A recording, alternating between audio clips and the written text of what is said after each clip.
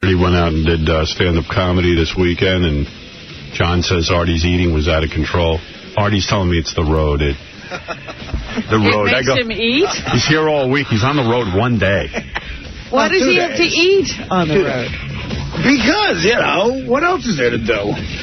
You drink and you get kind of revved up from the big performance. And then you want to eat. Where were you guys? We were in Columbus, Ohio at the Funny Bone. So we go back to the hotel, and our room service is closed at 12 o'clock. So we have no place to get food. So we're starving. So we go and call a cab company to go and take us through the drive-thru at the Steak and Shake. Oh, boy. The what? It's one of the best places I've ever been to in my life. It's called Steak and Shake. And you can get steaks and shakes. What do you mean? That's all they have? No, they have cheeseburgers. It's a drive-thru? It's a drive-thru. And you get drive-thru steak? Like a porterhouse steak you can get? Well, they have what they call a steak burger, which is what we got. But yeah, it's a hamburger. No, but you could get a steak, too, if you wanted. Like steaks and eggs. This is in Columbus? This is in Columbus, yeah. Steak and Shake. I wonder why they don't have that here. But it's great. And it's like an all-night drive-thru, so for people like us, you can go there and eat. And we were loaded, so we had to order through the cab driver who barely spoke English, so we're yelling stuff. I want chili, too. They want chili. And we want a double chili. They kind of know what we were talking So what did you pack away? All right, I got to tell you Artie's menu. You ready? One double cheeseburger. One grilled cheese sandwich. He ordered all this at once? Yeah, this is all for one sitting. One grilled cheese sandwich. Why does it always have to have cheese? I mean, I don't know. I like cheese. I've never heard of a cheeseburger with a grilled cheese on the side. Yeah, grilled cheese on the side. No, Howard, he had a double cheeseburger, then a grilled cheese sandwich. Before he says this, I'm just going to say up front, I can't defend this behavior at all. Because cheese is like the most fattening thing. I know. But you don't care. No. Well, I was very hungry. All right, so start again. Yeah, you got to hear this. Right, double cheeseburger. One double cheeseburger. Okay. Then a separate grilled cheese sandwich. Then a bowl of chili with saltines. Then an order of onion rings. The fried onion rings. Then an order of French fries. Oh, my God. Did you order it all at once or separately, like a little bit all at once. Yeah. All at once. Yeah, this is a drive-thru. It's a drive-thru. Staying there. And then a large chocolate shake with whipped cream and cherry on top. Wow. But I don't know how you're not fatter. You're amazing. Me neither. And then Howard, so we go back to the hotel, and I realize that my hamburger has cheese on it. I hate cheese, so I'm starving. So I'm eyeing Artie's chili, hoping he's not going to eat it. Artie takes the grilled cheese sandwich and dips it in the chili as like a dipping sauce. And cleans out the whole bowl of chili with the grilled cheese sandwich. And the next night... And then I got a good night's sleep. I'm laughing. Then the next night, the same menu, again at Steak and Shake. The next night, only 2 double cheeseburgers. Wow. And like, a double's double the meat, so we got 2 double cheeseburgers. I mean, one double cheeseburger would be somebody's dinner. Right. But he ordered like for 3 people. And they're big. You move your bowels afterwards? Is it like insane? Well, forget it. So this is Friday night, Right. So we've been up for 20... And you were drinking all night. Yeah. All right, I got to show you the note. It's as unhealthy as... You are so gluttonous. I have no defense for what...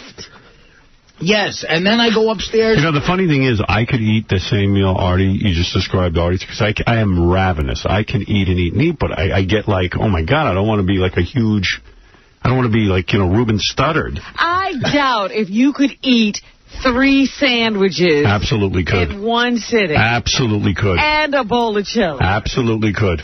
I would like to see you do it. And you should see the amount of food I eat. I just eat healthy food. Well, I do think you're like a factory. Yeah. I always think of you. I mean, like, you're constantly feeding your machinery. Yeah. I'm hungry. I am hungry all the time. But Artie must have a baby when he goes to bed. But I got to tell you something. Like I just ate my breakfast. Yes. I mean, I'm starving. I had egg whites, and that's it. I eat the edge of a toast. And the thing is that... And Artie's got bread and bread and bread. And I am so starving after that, but, like, the hunger will subside. I'll forget after a while. You know what I mean? Like, you gotta start somewhere. But this is after, like, 8 shots of tequila. Which is a lot of calories, too. Yeah, and not only that, that lowers his ability to say no to the food. But I went to Steak and Shake, and it was fun when you're drunk. I was pretending I was Jeff the Drunk when I ordered, and I said, I'd like a steak, and I'd like a shake. That's funny. Hey, Howard. Yeah. I once saw Artie sort of diet for about 1 minute and 11 seconds. It was the funniest thing. It was another one of these comedy shows. So they order all this food. So Artie got a bunch of hamburgers. So he's sitting there, and he pulls the burger off the bread. And he goes, yeah, you know, I promised Dana that I would lay low on the breads and stuff. So he cuts up the hamburger with a knife, and he eats like 3 of them. And then he's sitting there, but it's a room full of food, so finally he can't take it anymore. He goes to the pizza, and that's like 8 slices of pizza. But he really did not eat the bread. I mean, if Dana's going to marry you, she's going to have to realize she is going to be living with a very fat guy. Well, the problem is... you're not changing. The problem is that then after this, it's 4 a.m. Yeah, I go upstairs and I call Dana. Yeah, this is a hold on, wait. Hold on. See, he's drunk. I mean, he had about 8 shots of tequila on stage. I mean, you know, just totally inebriated. Right. You know, so then he's like, I'm going to go call Dana. And I'm like, all right, don't call Dana. It's just not, you don't do it because I have a thing. I got to call her after every, night. You got to make sure I'm okay. Go, all right, just tell her the phones aren't working or something. You should not call. He's like, what? The phones aren't working. The phones aren't working. I go, I don't care. Don't do it. Sure enough, he does it. Tell her what you did. Well, that's the whole point is I call her and we talk for like an hour and she stays on the phone with me, and the next morning I wake up and I forget most of the conversation, and there's grease all over the phone from the meal. It's like a murder. And I got to go wash the phone, and then I'll call Dana the next day to recap what when I wake up at 2. Right. And she'll be all mad and she'll go, so, remember calling me last night? And I go, yeah, I remember. She goes, good conversation, right? I go, yeah. She goes, nice proposal.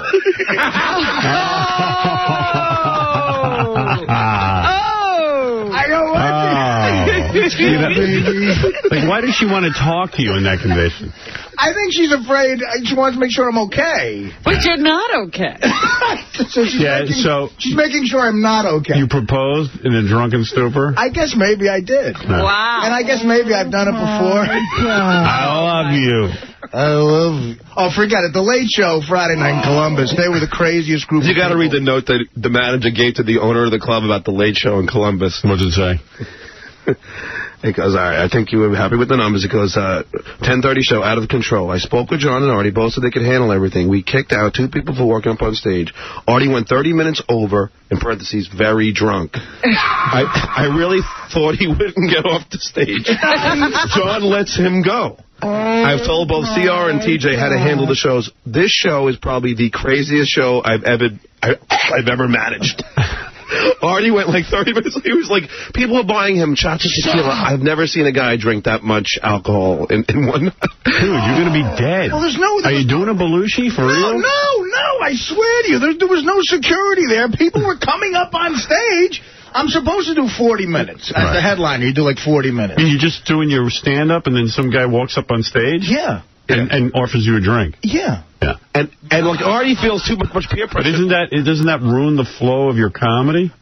Yeah. But the guy's got a drink. And are you so drunk? Do you remember your act? I mean, no, if you're proposing it, Shakes. It's amazing. He could do his act like inebriated. I've never seen anybody could do that. I mean, yeah, I could do somebody act in my sleep, which I think I technically did. But, I was supposed to do 40 minutes, and the Late Show I did probably like an hour and a half. Like a Springsteen concert. Let me ask you something. If Dana said to you, Artie, you have to stop drinking or I'm leaving you, what would you do? I'd stop drinking. You would? I would. For a minute. Whoa! You're never going to stop. Because booze isn't as important to me as it used to be. It just isn't. It just isn't. It's look, on the road, it's really horrible. The hotel rooms are bad.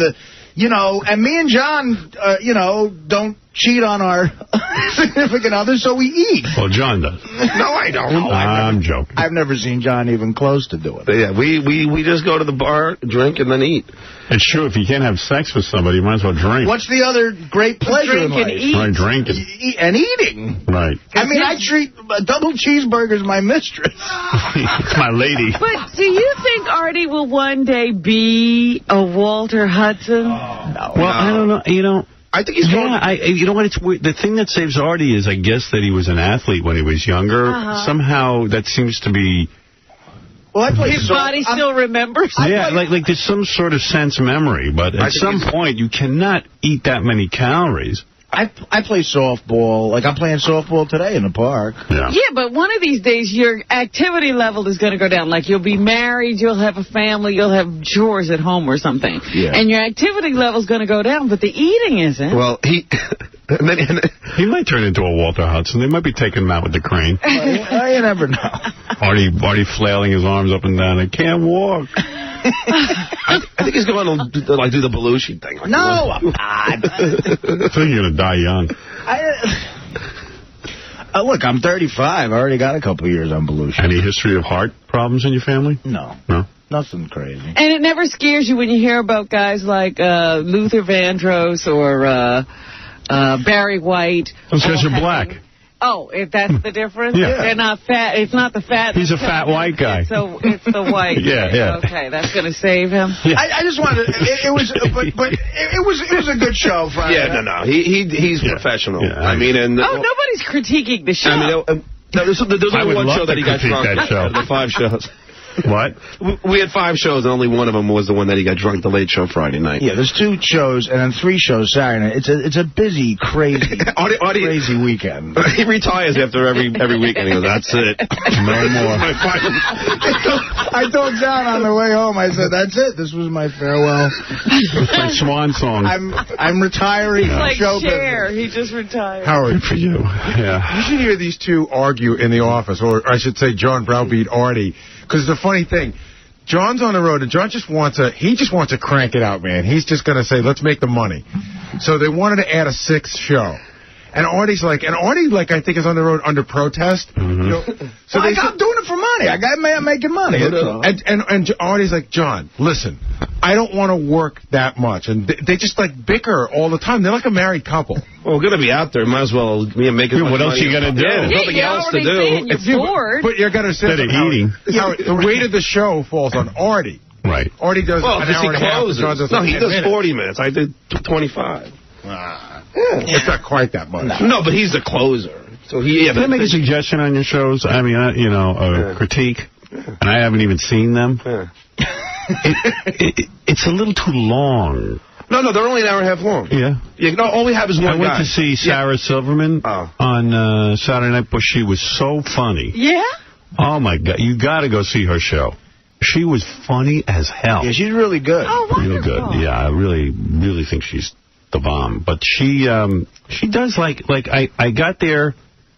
The show was supposed to start at 7:30. It started 20 to 8. Okay, I got there late, so thank God it started 20 to 8. So 20 to 8, and I was out. I was down in Noble by 9. I mean, in other words, she does a little under an hour. Yeah. And you're out. And it's enough. You're done. You're done. That's enough for comedy. It really is. Yeah. And I know you feel like, well, you're charging people money. You got to stand there all night. But give them a good show and get the hell out. And then Well, these shows are only an hour and a half long. But at a club, at a comedy club, it's usually an hour and a half. Yeah, I think those comedy clubs are boring sometimes. They're so goddamn long. Is it just you and John? There's got to be somebody else. It was me, Artie, and Russ Maneve. That was it. And then Artie had his buddy there. Right, but this really good comedian came with us. There's a MC, a middle, they call it, and the closer. That's what it's like at a comedy club. Who's the closer, you? Yeah. Yeah, and you're drunk. Not all the time. Right. I'm only drunk Howard, if the people get me drunk. There's no You could say no. They come, yeah. But, Artie, the security is that you say no.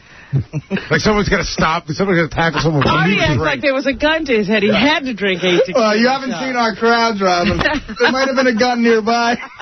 I mean, Robin... Reminds me of that scene in, like, the Blues Brothers when guys are throwing stuff at the cage. You tell the head of the biker group in Columbus I'm not doing a shot with him. Michael, you're on the air. Good morning, Howard. Oh, my goodness. The guy who walks up, is he like a biker dude? A lot of them look like that. Yeah. Some bald. Yeah. Bald, like earrings, nose rings. You're doing a shot, pussy. Artie never turns him out. I heard that, once he did a shot of tequila with Tabasco in it. By mistake. Yeah. One guy gave me a shot of tequila once on stage in Pittsburgh. It had his girlfriend's hair in it. Oh, did he do that on purpose? I don't know if he did it on purpose, but I got so mad. And then I drank the shit. Go ahead, Michael. Howard, I got to tell you, that Steak and Shake is the most greasiest food you can ever eat in your lifetime. Thank you. That is disgusting what he ate. Howard, it's so greasy. Yeah. Oh, greasy beyond belief. I'd like a steak, and I'd like a shake. It's unbelievable. And let me tell you something. His girlfriend will leave him in a drop of a hat if he loses your show. Once you go off the air, he's done. I don't think so. Now, he'll be married by then. No. He'll be married with a kid. He'll divorce him then. She's only with him for the fame. Fame? What fame? Well, I don't have fame of your show, riding your coattail. All right. Nah, she loves him. Who knows? But so what if she's with him for the show? Let him have a good time. He's in charge. Yeah, I guess. Yeah. But he's banging a hot chick. What does he care? He's going to be 400 pounds in no time. He keeps going on the road. I don't know. He seems to manage this. Well, he jogged like, what did he do? Yeah, then Saturday I woke up and I jogged 2.5 miles on the treadmill. And then probably went to McDonald's drive-thru for breakfast. I did. For lunch. You know what I had for lunch Saturday afternoon after I jogged was a steak. Did you really? Me and my buddy Jimmy was on the road. We said, let's go get a nice meal. And we sat down and I had a steak. Steak with what, though? You see, like, a steak wouldn't even be bad. Yeah, let's hear what else. Yeah. It's not real steak either, Howard. It's not steak. This is not Steak and Shake for lunch. We went to a nice place. I had mashed potatoes and bread and a salad. All the accoutrements. And a salad with a couple of Coke. Yes, a salad with Russian dressing. The Cokes are what kill me. If I could knock out Coke and Hawaiian Punch, I would be... Honestly, because a lot of my calories... I'm 35 years old. I have 2 Hawaiian Punches and like 7 Cokes in a day. Yeah. But do you see how it's lost on Artie to take him to a gourmet restaurant? Oh, please. You haven't actually... I took him to Picasso in Vegas. Why did you do that? Oh, it was just so stupid. And they bring out this tiny little lamb chop, and I'm like, this poor bastard's going to go out and eat. Yeah, he's going to go out and have a real meal. I'm thinking, good. At least they limit my portions because, I don't have to be so fat. They brought me a second one. What waist size are you, anyway? Very nice. You're not that bad. My jeans are 36s, 35. Same as me. And I can get into 34 sometimes. What jeans? Are you wearing jeans? I'm not wearing jeans right now. You know what he's resorted to now? In the Hilton Hotel, he's wearing pajama bottoms. Walking around. Look who's talking. Ralph Lauren over here. John, your ass is so... John's ass is out the whole weekend. I know. No matter what he has on, half of the crack of his ass is grotesque. It's grotesque. They put us in the back office of this comedy club. It's like a closet. Yeah. John orders a bucket of beers that he has to have before he goes on stage. I mean, you think I got problems. Right. And you're sitting on a couch, John has to bend over to get the beer, and his ass is in your face while he's taking the cap off, shoving a line with his Amstel Light. Just gross. You know what's funny, Howard? I know. I've been over to his place, and the ass is like part of the whole day. The ass is all over the place. Yeah, he has never bought a pair of pants that fit him. No, he comes out to my house, and the ass is just like everywhere. I've seen John's ass more than I've seen Dana's. Howard, you know what's funny? The Camino was with us. Who was with you? The comedian. Russ Maneve. This guy.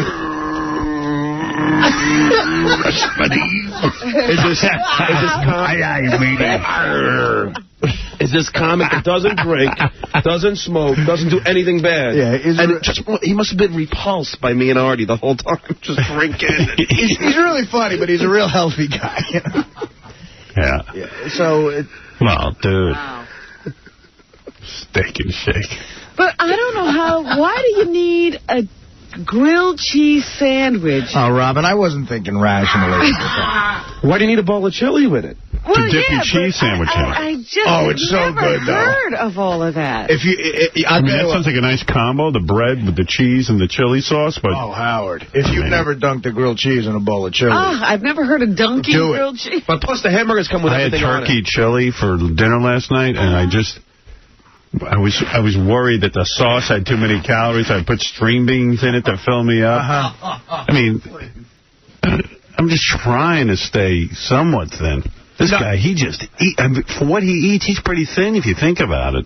Yeah, he's amazingly He should be Walter Hudson. You're the other end of the spectrum. You're the most disciplined guy I've ever seen. But, dude, if I ate like you did, I would be so fat. I mean, there would be no hope for me. And just think of all the booze he poured in on top of it. You know, he's all over the place. But plus, I forgot to mention those double cheeseburgers had everything on it. So it was loaded with mayonnaise and pickles. And it's in a bun. Yeah, it's in a bun. Bun. On the cigarettes. It's like the worst is when you wake up in the morning and you get a whiff of your fingers by mistake. It's like cheeseburger and cigarette and tequila. You relive the whole awful night. And then, it's like, that's just... like the phone is full of grease. Well, let me tell you this, looks like there was a murder in the room. Somebody murdered a steak. One time when I was like 20 years old, I was talking to my buddy on the phone, my friend Mike Saccone. I'll never forget this. We think there's a guy upstairs who executed a cow in his room. We're pretty sure housekeeping sees all the remnants of it. I was talking to him on the phone. This was when I was like 20 years old, and he heard me go, He goes, well, what's the matter? He thought I was like dying. And I found a White Castle pickle in my underwear. I don't know how in the hell it got in. I was wearing jockey underwear, and it was like the ketchup was dried up, and it was stuck to my ass almost. Hey, Howard. But I know Artie's getting heavy because we took this small plane home, and I sat next to him, and you know the armrest? Yeah. Artie put it up because I guess maybe because his fat would squeeze into it. And at one point, I tried putting it down so I could lean on it.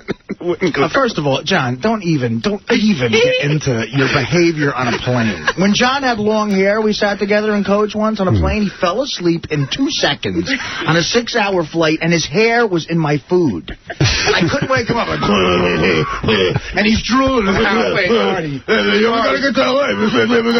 4 shows. Artie, I'll give you the money for the parking later. You got money to tip the driver?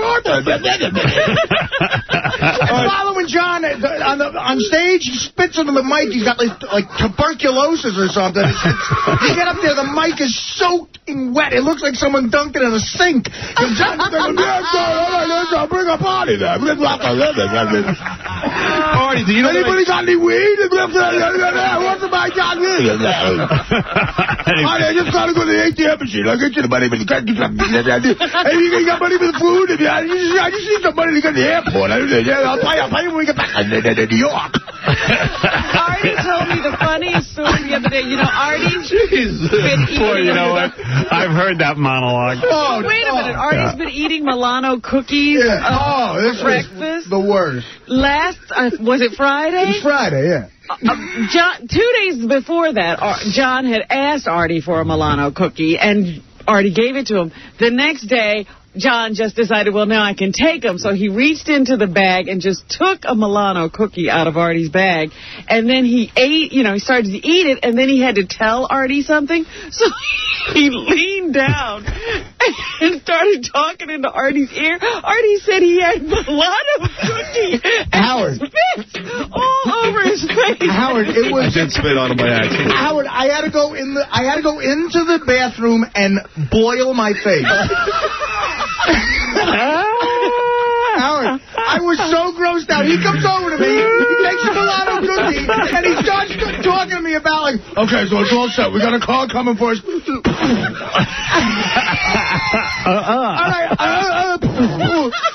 Howard, he was an inch from my face. He spit. It was saliva and Milano cookie crumbs covered my face. Like, I look like a piece of modern art. You know, it's really weird because John, like, latches on to certain people. Like John and Jackie were, like, joined at the hip. And then when Jackie, you know, did his swan song here, like, you're not that in touch with Jackie anymore. And now it's like, Artie just filled Jackie's shoes completely. I mean, he's a younger version. Yeah, he's like the same guy. He's paying for crap. He eats uncontrollably. He likes to drink. It's perfect. Yeah.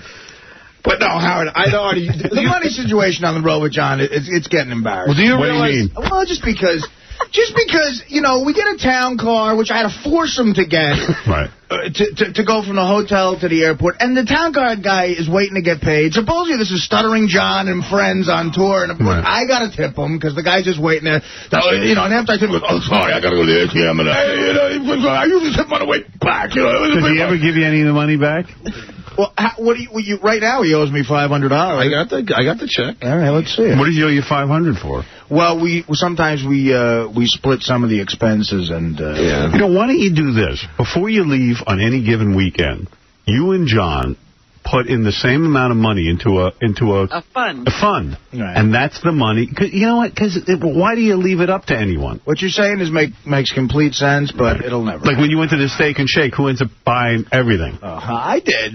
Wait. I offered to pay. You said John, it's on there's me. no. Oh, God. You said it's on me. Fred, what happened at lunch? Remember lunch last week? We went. John goes. I go. I'll pay for lunch with John. I said the two of us will buy lunch, and John goes to open his wallet. There's nothingness. Right. It's the abyss. It's just nothing. It's the same move. Yeah. Like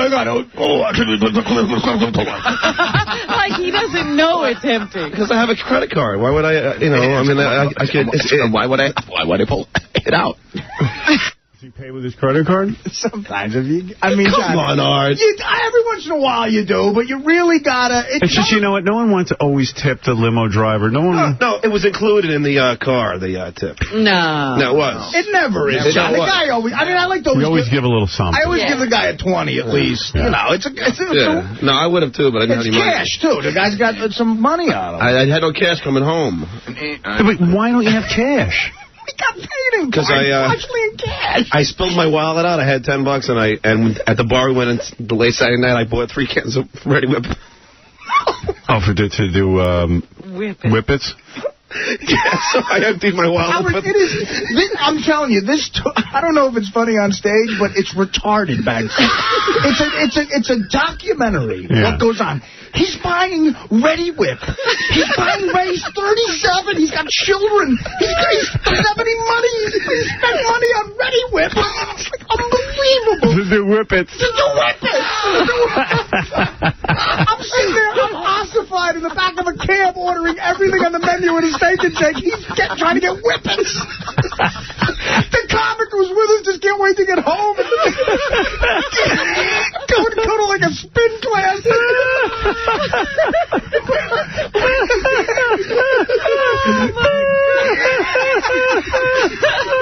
He's just spinning all over the place. This comedian barely knows him. He's like, Russ, I'll get you back home and I'll come.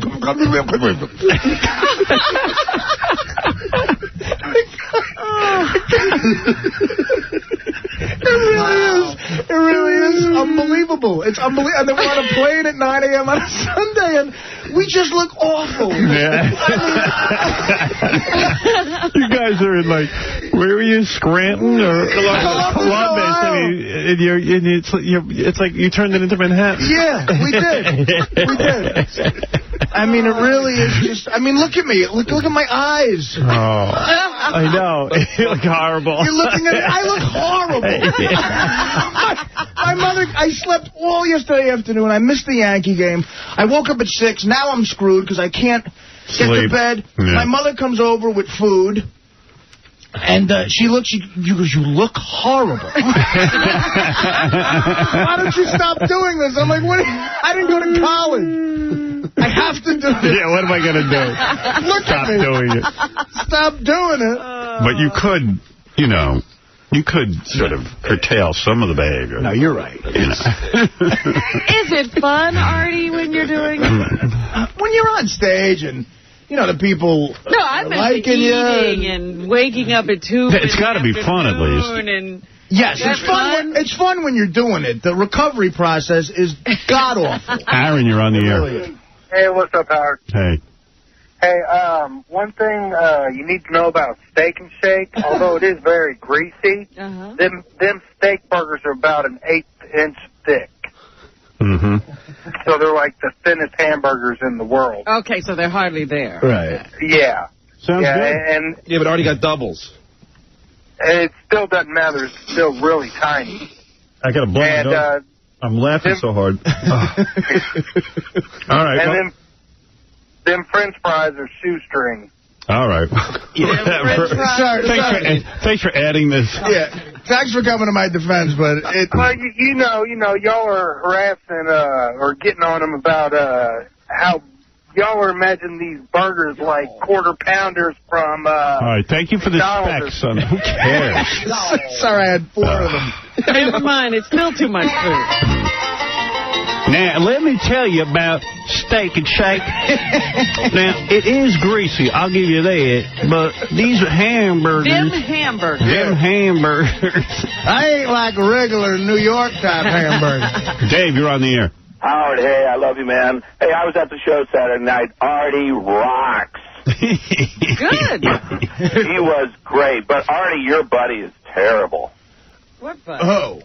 Oh, you know John? what I mean, Artie. Hey, Artie. Yeah. Artie. Hey, Artie, you got to tell that joke about the priest that you closed with. That was a great joke. I told it all day yesterday. Well, that's not tellable on the air. Oh, you can change it around. Hey, and when John talks, he looks like one of those slow-motion sneeze things they do on, like, the Science Channel. All right. Who cares? All right. Everybody bores me.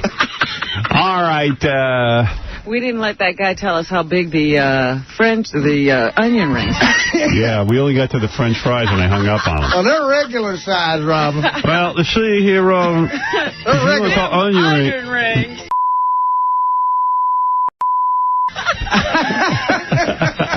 Which is how I like to devour them. When you're banging an onion ring. We're going to take a break, and we'll be back. If you just tune in, we've been talking for 40 minutes about Artie and John and their show they did this weekend. So after the whole thing, I get home. I just want to have one good meal, something, So I order some Chinese. And so I sit down to eat, and I ask my wife to pour me a glass of orange juice. She pours me a glass of orange juice. I drink like 3/4 of it. I start to pour more. As I'm pouring more, I notice there's a brown stuff in there. Oh, wait, what are you doing? Throw it up. When I think about it, I'm almost going to throw up. John, So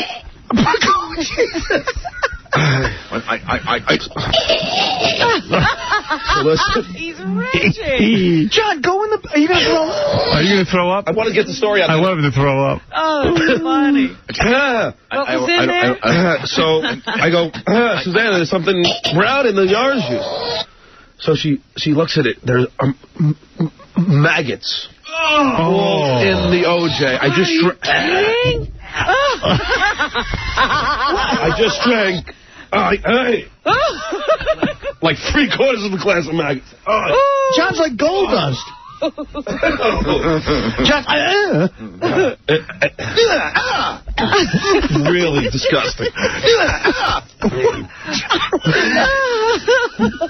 Doing maggots? What kind of orange juice? How old was this orange juice? It was June 5th is the the ending date on it, whatever. Yeah. I don't want to make you sick, dude, but maggots are born in feces. Yeah. Yeah. You drank, It was one of those the calcium-enriched OJ they make, Is that how they do it? And It's maggot-enriched. God, dude. Was it a big lump of maggots? They were all, when we looked at the bottom of the glass, and I just drank 3/4 of it, all in the bottom of the glass. Oh, my God. I know. Did the juice taste funny? No, it didn't taste funny. It was good. Oh, my God. That's awful. Where'd you get this juice? Can I say the company? Why not? Yeah, it was Tropicana. Was it really? Yeah. Whoa. Yikes. I know. So, I wonder if Sue him? Yeah. He looks Well, look at you. You're retching every time you think of orange juice. Well, it's my favorite drink. Everybody sues over everything. I don't see why you can't get a little settlement. You're traumatized, aren't you? But my wife saved it, you know, and put it at the top. I go sit in the fridge right now. With the maggots. Yeah. Great. But, oh, God. It's gross. John's little fake throw-up session here might get him an extra couple $100 grand. Now I get it. Oh, I get the mind thinking. Yeah, I was thinking that, too. He's going like, Howard, it was, In fact, I'm not gonna sue, but I'm saying Howard, the thought of drinking maggots is totally disgusting. in fact, he never stuttered before he drank that orange juice. Why aren't you going to sue? You're so money hungry. I don't understand why you wouldn't. Yeah, you could relax and keep Artie off the road. What are the damages? I'm going to say, you know. What are the damages? What are the damages? The fact that I'm about to throw up. I guess if I... Oh, Howard, you're there. Can I say the company? Get him testifying. It'd be great. I don't know if I can sue. I can barely do my job. Maybe there are damages. I was doing the same thing last night. All right, I'll say the company. I don't want Tropicana.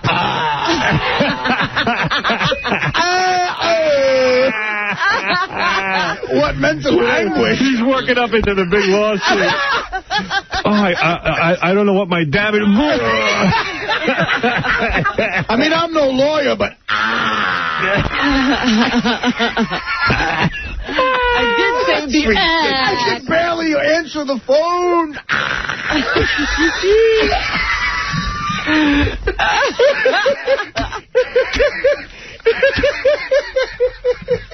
I barely got to work.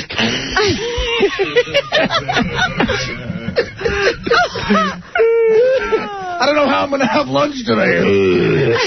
And orange juice was your favorite drink. It is my favorite drink. And I swear to God. That's like gold dust. You know what, Artie, I swear to God, I'm not kidding around. I swear to God. I can barely... It was really disgusting. You probably have a lawsuit, right? I can show this tape. Yeah. You're almost vomiting. Please. Your Honor, when I think about it,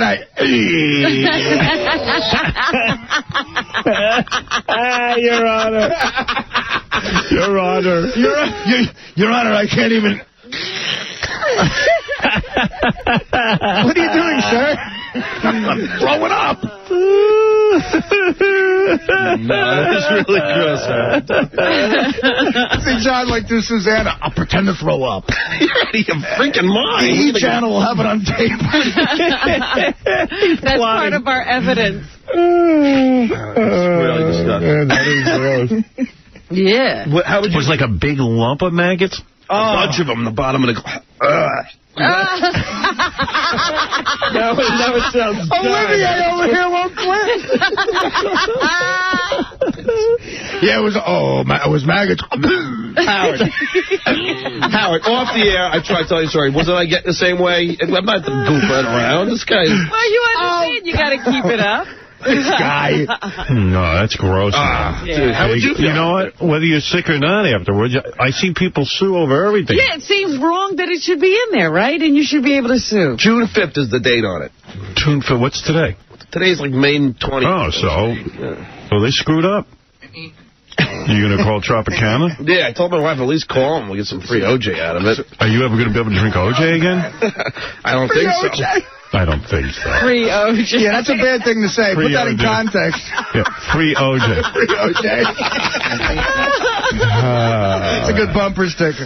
What were you guys telling me about the road? I don't know, during the commercial, I don't know. Something about, we never finished the story. But, what about the cab? How I couldn't get the so, you know when I sat next to Artie on the plane, and Artie lifts the armrest? Right. When I tried putting it down, I couldn't get it down over his ass. His ass was on my side of the seat. And I'll tell you, that armrest hurt me. I think I got a lawsuit. Can I say to the airline? Continental. Ah, on my back. Wait, is my camera on? Ah! Oh, my back. That armrest on Continental. He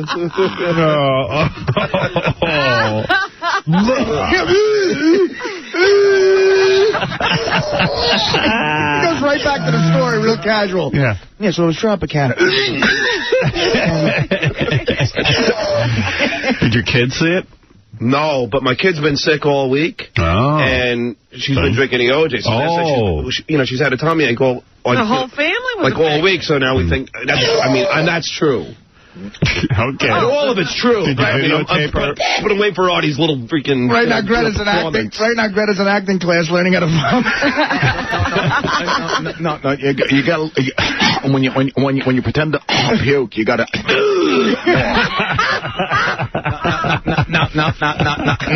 No, you try. Tim, you're on the air. Hey, how you doing, guys? Welcome. I'm from Central Ohio, and unfortunately I had to work that night that everybody was in town, and found out that everybody was going to something. Hey, Bobo, you're on the air. Yeah, how you doing, guys? I think Artie and John are out of control, man. I mean, Artie, when was the last time you had a cholesterol test? Did you know your cholesterol? We didn't do that. Well, a couple years ago, It's got to be bad. It's got to be like 500. No, it's not that bad. It's got to be huge. It's not that bad. It's just bad. And what's with John doing whippets, man? What? He's going to get brain damage. No, you're not. It's a mild... I don't even understand that. It's a mild dosage. It's not you. So you said it cost you $10 for 3 cans of whipped cream? Yeah, I said to the boy, I'd take everything in my wallet. And yeah, which was $10. Do you do the whippets right at the bar? Yeah. I mean, they let you do that? Yeah, I mean, it's not illegal.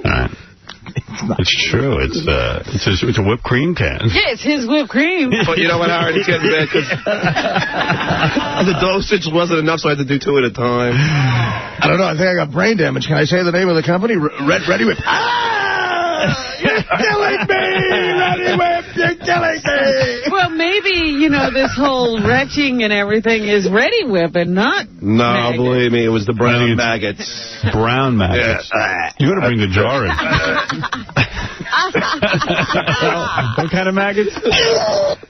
Brown maggots. I'm trying to I'm disconnected from the actual experience. You got to bring it in. Is it a big lump of maggots?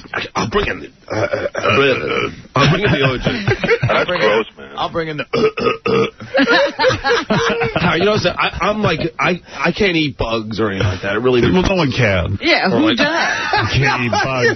No, but I'm learning so much. Unusual. I'm learning so much about John. You don't understand. No, but if you see Fear Factor... People that can't eat bugs. If you see Fear Factor, they can eat... Artie eats bugs Parmesan, so... Yeah. With a little mozzarella, not bad. Yeah, you don't understand. I can't eat bugs. I think I understand that. We falsify. No. So are we. You're goofing on that. I'm not goofing on it, John. I just, doesn't really seem like you're throwing up. I could probably throw up in 2 seconds thinking about it. What? I could probably throw up in 2 seconds thinking about it. Let's see you do it. That'll be good for your lawsuit. Come on, Brenda. I don't want to throw up, Howard. Talk about the maggots. Let's see if you puke. If you puke, you'll have a lawsuit. Yeah. I swear to God. Stop. It's true. Talk about it. No, they will. Well, I'm telling you, you can't fake that, Artie. You look like Ralph Cramden. Talk about it. Seriously. If you throw up, you'll have a lawsuit. I'm not kidding. I don't want to. Talk about the maggots in the orange juice. No. So you drank a big gulp of it? I drank about 3 quarters of it. 3 quarters of the glass. I'm telling you, this is what I was doing all last night. You're right. I took about 2 quarters. Out of control, Howard. Okay. Oh. Oh, my goodness. People should be able to see this. Give me another. Jessica Hine, you're on the air. Oh, lovely. I just got sick. I just literally got sick. I never drink a juice again. Listening to John's story. I just threw You could sue John, and John can sue Tropicana. She could join the class lawsuit. action. Yeah, you could join the lawsuit. I just got sick. I'm not even kidding. It's Oh, me too. Wait. I'm in on the lawsuit too. Wait. Class action I got sick. You guys.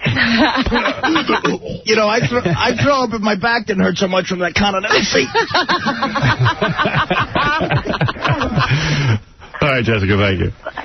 Jessica checking in. Ryan, you're on the air. Good morning, Howard, King of All Media. This is Ryan from Cleveland. Hey, Ryan. Listen, I just want to say congratulate you guys on a great show every morning. You guys make us laugh. And, Thank you. You're doing real well as usual, Howard. You're the man. Thanks. But listen, as far as Stuttering John goes, in answering those phones, that douchebag smokes too much pot because he can't ever get to the phone. It rings and rings and rings. It's 50 lines, dude. Dude, John, seriously. Plus, I'm not even out there right now. It's the whippets and the doobies, dude. You're a freak. At least I didn't mention the beer. Seriously, you're stupid. But that's right. We still love you. Do a great job. Congratulations, guys. Thank you. Easy. I should read email. I should get to... Gary Garver did a bunch of interviews. Yeah, you know, and I can't wait to play him because, like, you know, me and Gary get into an argument every morning over something ridiculous. Right. So this morning I said something about one of Gary's interviews about one of the celebrities that I thought said, I think he's mad at you for totally like a dumb reason. So I said that, and Gary's like, no, what? Well, you know, and he's like arguing with me because he doesn't think it's a dumb reason, but I do think it's a dumb reason. It's like every morning we have these like dumb... Why are you arguing with Gary Garver? What do you have to do with that? Gary Delabate. Gary Delabate. It's like the last time we had this huge argument because I said I agree with you about the $200,000, not being rich. We had this whole argument in the office about it. So it's every time. So this time I just said about the celebrity who's mad at you. I said, it's ridiculous. It is ridiculous. You know, and then he's like, no, it's not. Well, you know. So you know what happens, Howard? We don't have an argument. I disagree with John, but John can't be wrong, so it's an argument. No. I say, you know what, John, I don't agree with that. I think you're wrong. What are you talking about? Yeah, okay, guy.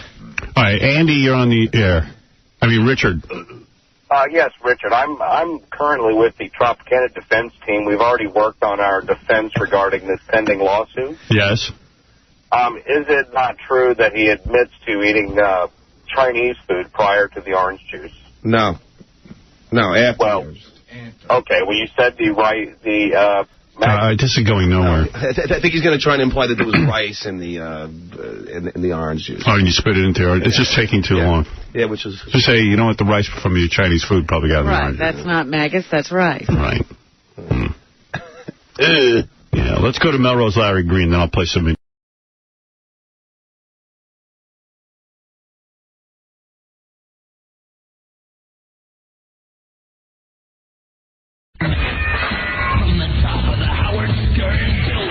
What about K-Rock?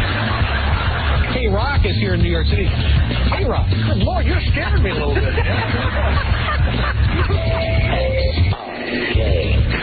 New York. We're going to put our phone topic aside today to speak to a headliner. In fact, they call him the godfather of soul, Mr. Dynamite, and the hardest working man in showbiz. But very soon, he may be known as the defendant.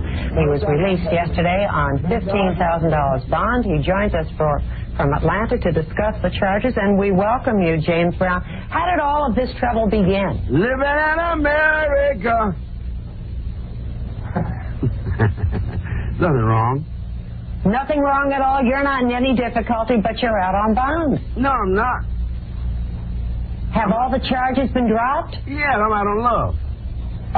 Well, are you out on love or out of love? Which is it? Out on love. Alone from night to night you find me. Now, James, this isn't the first time you and your wife have had a problem. Are the two of you going to be able to work this out? Let's talk about some music. You want to talk about music, and you don't want to talk about what happened? No, it's all over. Well, let's talk about your tour. When are you leaving? We're leaving tomorrow. And where are you going? Rio de Janeiro and Sao Paulo. Brazil. Now, your fans will have read all about this, James. Aren't you concerned about that? No. Dagachan. I'm concerned because there's nothing wrong. And what are you going to say to your fans when they ask you some questions about it? I'm going to say I feel good. Papa's got a brand new bag. It's a man's world. Well, that's the second time we've heard that in 2 days. That's very interesting. Now, don't leave us, James. You stay right there. I'm not gonna leave. We have to talk about. Well, tell us a little bit about what you're going to be doing on this tour.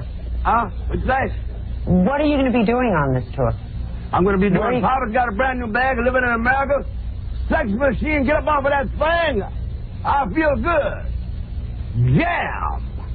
Now, I understand that you have already... James, I have to ask you one serious question here. I understand you already have started divorce proceedings. Does that mean that you're now eligible? No. Yes, I'm saying I want to mingle.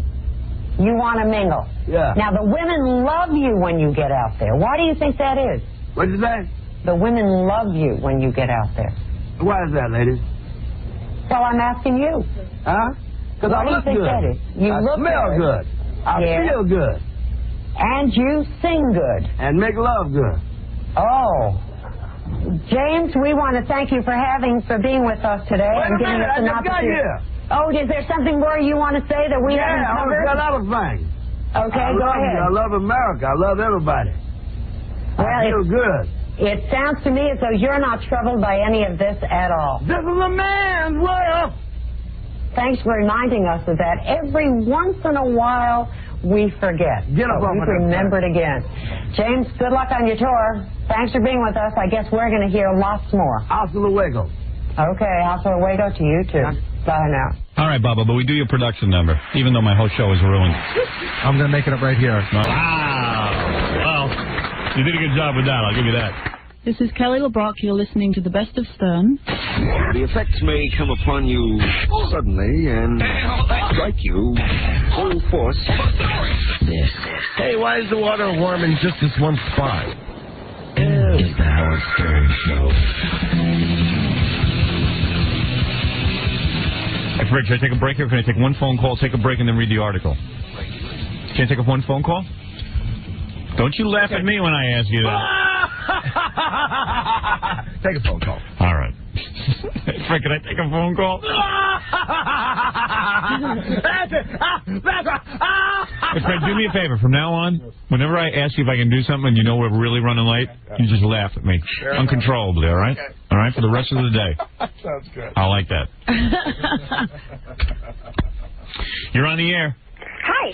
Hi. My name is Stacy, and I'm calling from Agoura Hills. It's in, near Los Angeles, California. Oh, cool. Lower your radio, Stacy. Okay. It turns me on that we take calls. You know, Robin, when we started our career, we used to just do, we would take phone calls from wherever we were. That's right. We'd have to ask what town just to get a different sound. Right. Now it's like, what state are you calling from? What city? We love that. You're in Agoura Hills outside of Los Angeles, huh? What's amazing is I don't even know... I grew up on Long Island. I don't know where the next town over is. Right. So it's just kind of cool when somebody tells me where they're from, and I have no idea what that means. Well, Agoura Hills is like a little hole-in-the-wall kind of town. It's like I'm trying to get out of it right now. Oh, yeah? Yeah. In fact, I'd love to move to New York. What's so hard about getting out of Agoura Hills? You hop on a bus, go right into L.A. I don't know. There's too many people with low mentality in this area. Well, I got news for you. It's no better here in New York. In fact, I was going to ask you, this might sound like a crazy question. Is there any chance that I could apply for a job as a non-paying intern? Non-paid? Yeah. But how are you going to get here every morning? I don't know. I want to move to New York. Yeah, but if you move to New York, how are you going to support yourself? And you're not getting paid. Yeah. Hey, it would be worth it. I'm almost 19, and I want to get into the entertainment business more than anything else in the world.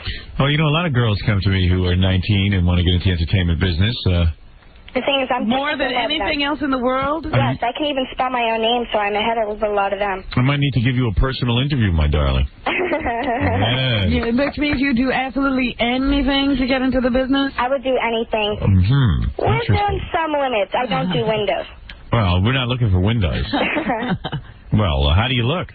Okay, I've been told I look like Winona Ryder, Martha Quinn, and Drew Barrymore, but... Do you want me to be honest? Yeah. I'm happy with the way I look. I'm about 5'2 3/4", 95 pounds, and I'm a size C cup. Yes. And I have like a 22.5-inch waist. I'll let you be the intern. I would love to. I'd even be happy. Take Stuttering John's place. Yeah, why don't you work... No, actually, I think he's gorgeous. Oh. Well, as long as you find me more gorgeous. Oh, I think I love you. See, I dig long-haired guys. Yes, well... I think short-haired guys, they have biceps bigger than their IQ, so it really sucks. Yes, I know. Fred has short hair. Listen. To tell you the truth, being an intern on this show, it sounds a lot more glamorous than What it do you is. think an intern does? Yeah. Well, I know it's more like a gopher, gets coffee and stuff, and learns the ropes. I know it's not easy to get into the entertainment business, but I'm willing to start at the bottom and work my way up. I don't want to... See, but I don't know that this internship will get you into the entertainment I was going to say, this is way below the bottom right But here. it'll help me get my feet wet, and besides, I'm so sick of, like, the boring run-of-the-mill kind of shows and stuff. I wouldn't want to do this. How are you going to afford to live in New York, though? I don't know. There's always the YWCA. Oh, my God. Even they want money. You'll last a week. I mean, seriously, because after a while you're going to go, hey, I'm getting up early in the morning. Actually, getting some money. Hey, I'm up at 3, almost 4 o'clock now. I haven't gone to sleep yet. I would be willing to do anything. I know you have to really work hard to make dreams come true, and you have to start someplace. I mean, the closest I've been is I was on TV for 5 seconds on In Concert 91 saying something, so. You one of those girls who goes to a concert and takes her top off? Oh, no, I don't do that. Oh. I figure. Well, that's not real good. That's not really that great. No, well, I guess it's because I want to show respect for the musicians. They get enough of the... Oh, I see. In fact, I met the head singer of my favorite group, Bret Michaels, and I know most people don't like Poison, but that's another thing. I try to be an original. And I called him Sir and asked to shake his hand when I asked for his autograph because I didn't want him to think I was the typical groupie. I try to be an original. I wonder if a 19-year-old young...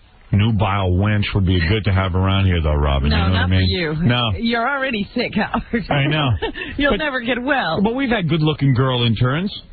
You know what I mean? Yeah, true. I've always maintained a professional relationship. Sort of. And when have I not? On the air. Oh, on the air. Well, that's different. On the air, I get a little wacky, but staying off the air. You guys are the greatest, and I hope you never go off the radio, and I'm so glad you guys are now being broadcast in L.A. Well, thank you, and I'll put you on hold, and Gary will get you your number for the internship if you should ever move to New York. And quite honestly, I don't know that you should move to New York to be our intern. To California. Yeah, but I don't know that you should move to New York to be our intern. I don't know that makes a lot of sense. Maybe if you want to move to New York to go to school or something. Yeah. I want to go to NYU for drama, but you either have to be Meryl Streep or have as much money as Meryl Streep to get in there, so. Well, I don't know about that, but... But I figure, I just don't think it's a real good idea to move to New York to work for free. I just don't see I you're could going to... always get, like, a second job. I mean, all right. What are you wearing right now? I'm just wearing a T-shirt and pants. T-shirt and pants? Yeah, they're baggy pants. I'm in a relaxing mood, but normally I wear, like, leggings and lacy T-shirts and stuff. You wear that stuff for your internships, too? Leggings? No, I live in mini skirts when I'm not at home. You virgin? No. Oh, yeah? No. Where are you now? You at home with your parents? Unfortunately, yeah, that's where I want to move out. I've got typical overprotective Jewish parents who try and keep me in the nest, and all I want to do is get out and spread my wings. Spread your what? Wings. Oh, wings. I see. But you sound like a wild party girl. I can be when I want to be. I bet you've fooled around with girls, haven't you? No. But you want to. No, I'm worried about that. But you know how on your show you made fun of the people that's OCD, the obsessive-compulsive disorder? Yeah. I've got that, but I'm not letting it stop me in life. That's one of the things I'm worried about, but I definitely know I like guys. There's a... You got that? That's where you wash your hands all day and stuff? I used to. I don't do that as much anymore. You don't? How'd you stop doing that? I just realized it was stupid. Like, if I used to shake hands with somebody, like, I used to worry about, oh, my God, what about if I was gay or something? So I looked at the girl. So if I, like, touched the girl, I'd go wash my hands real quick and stuff.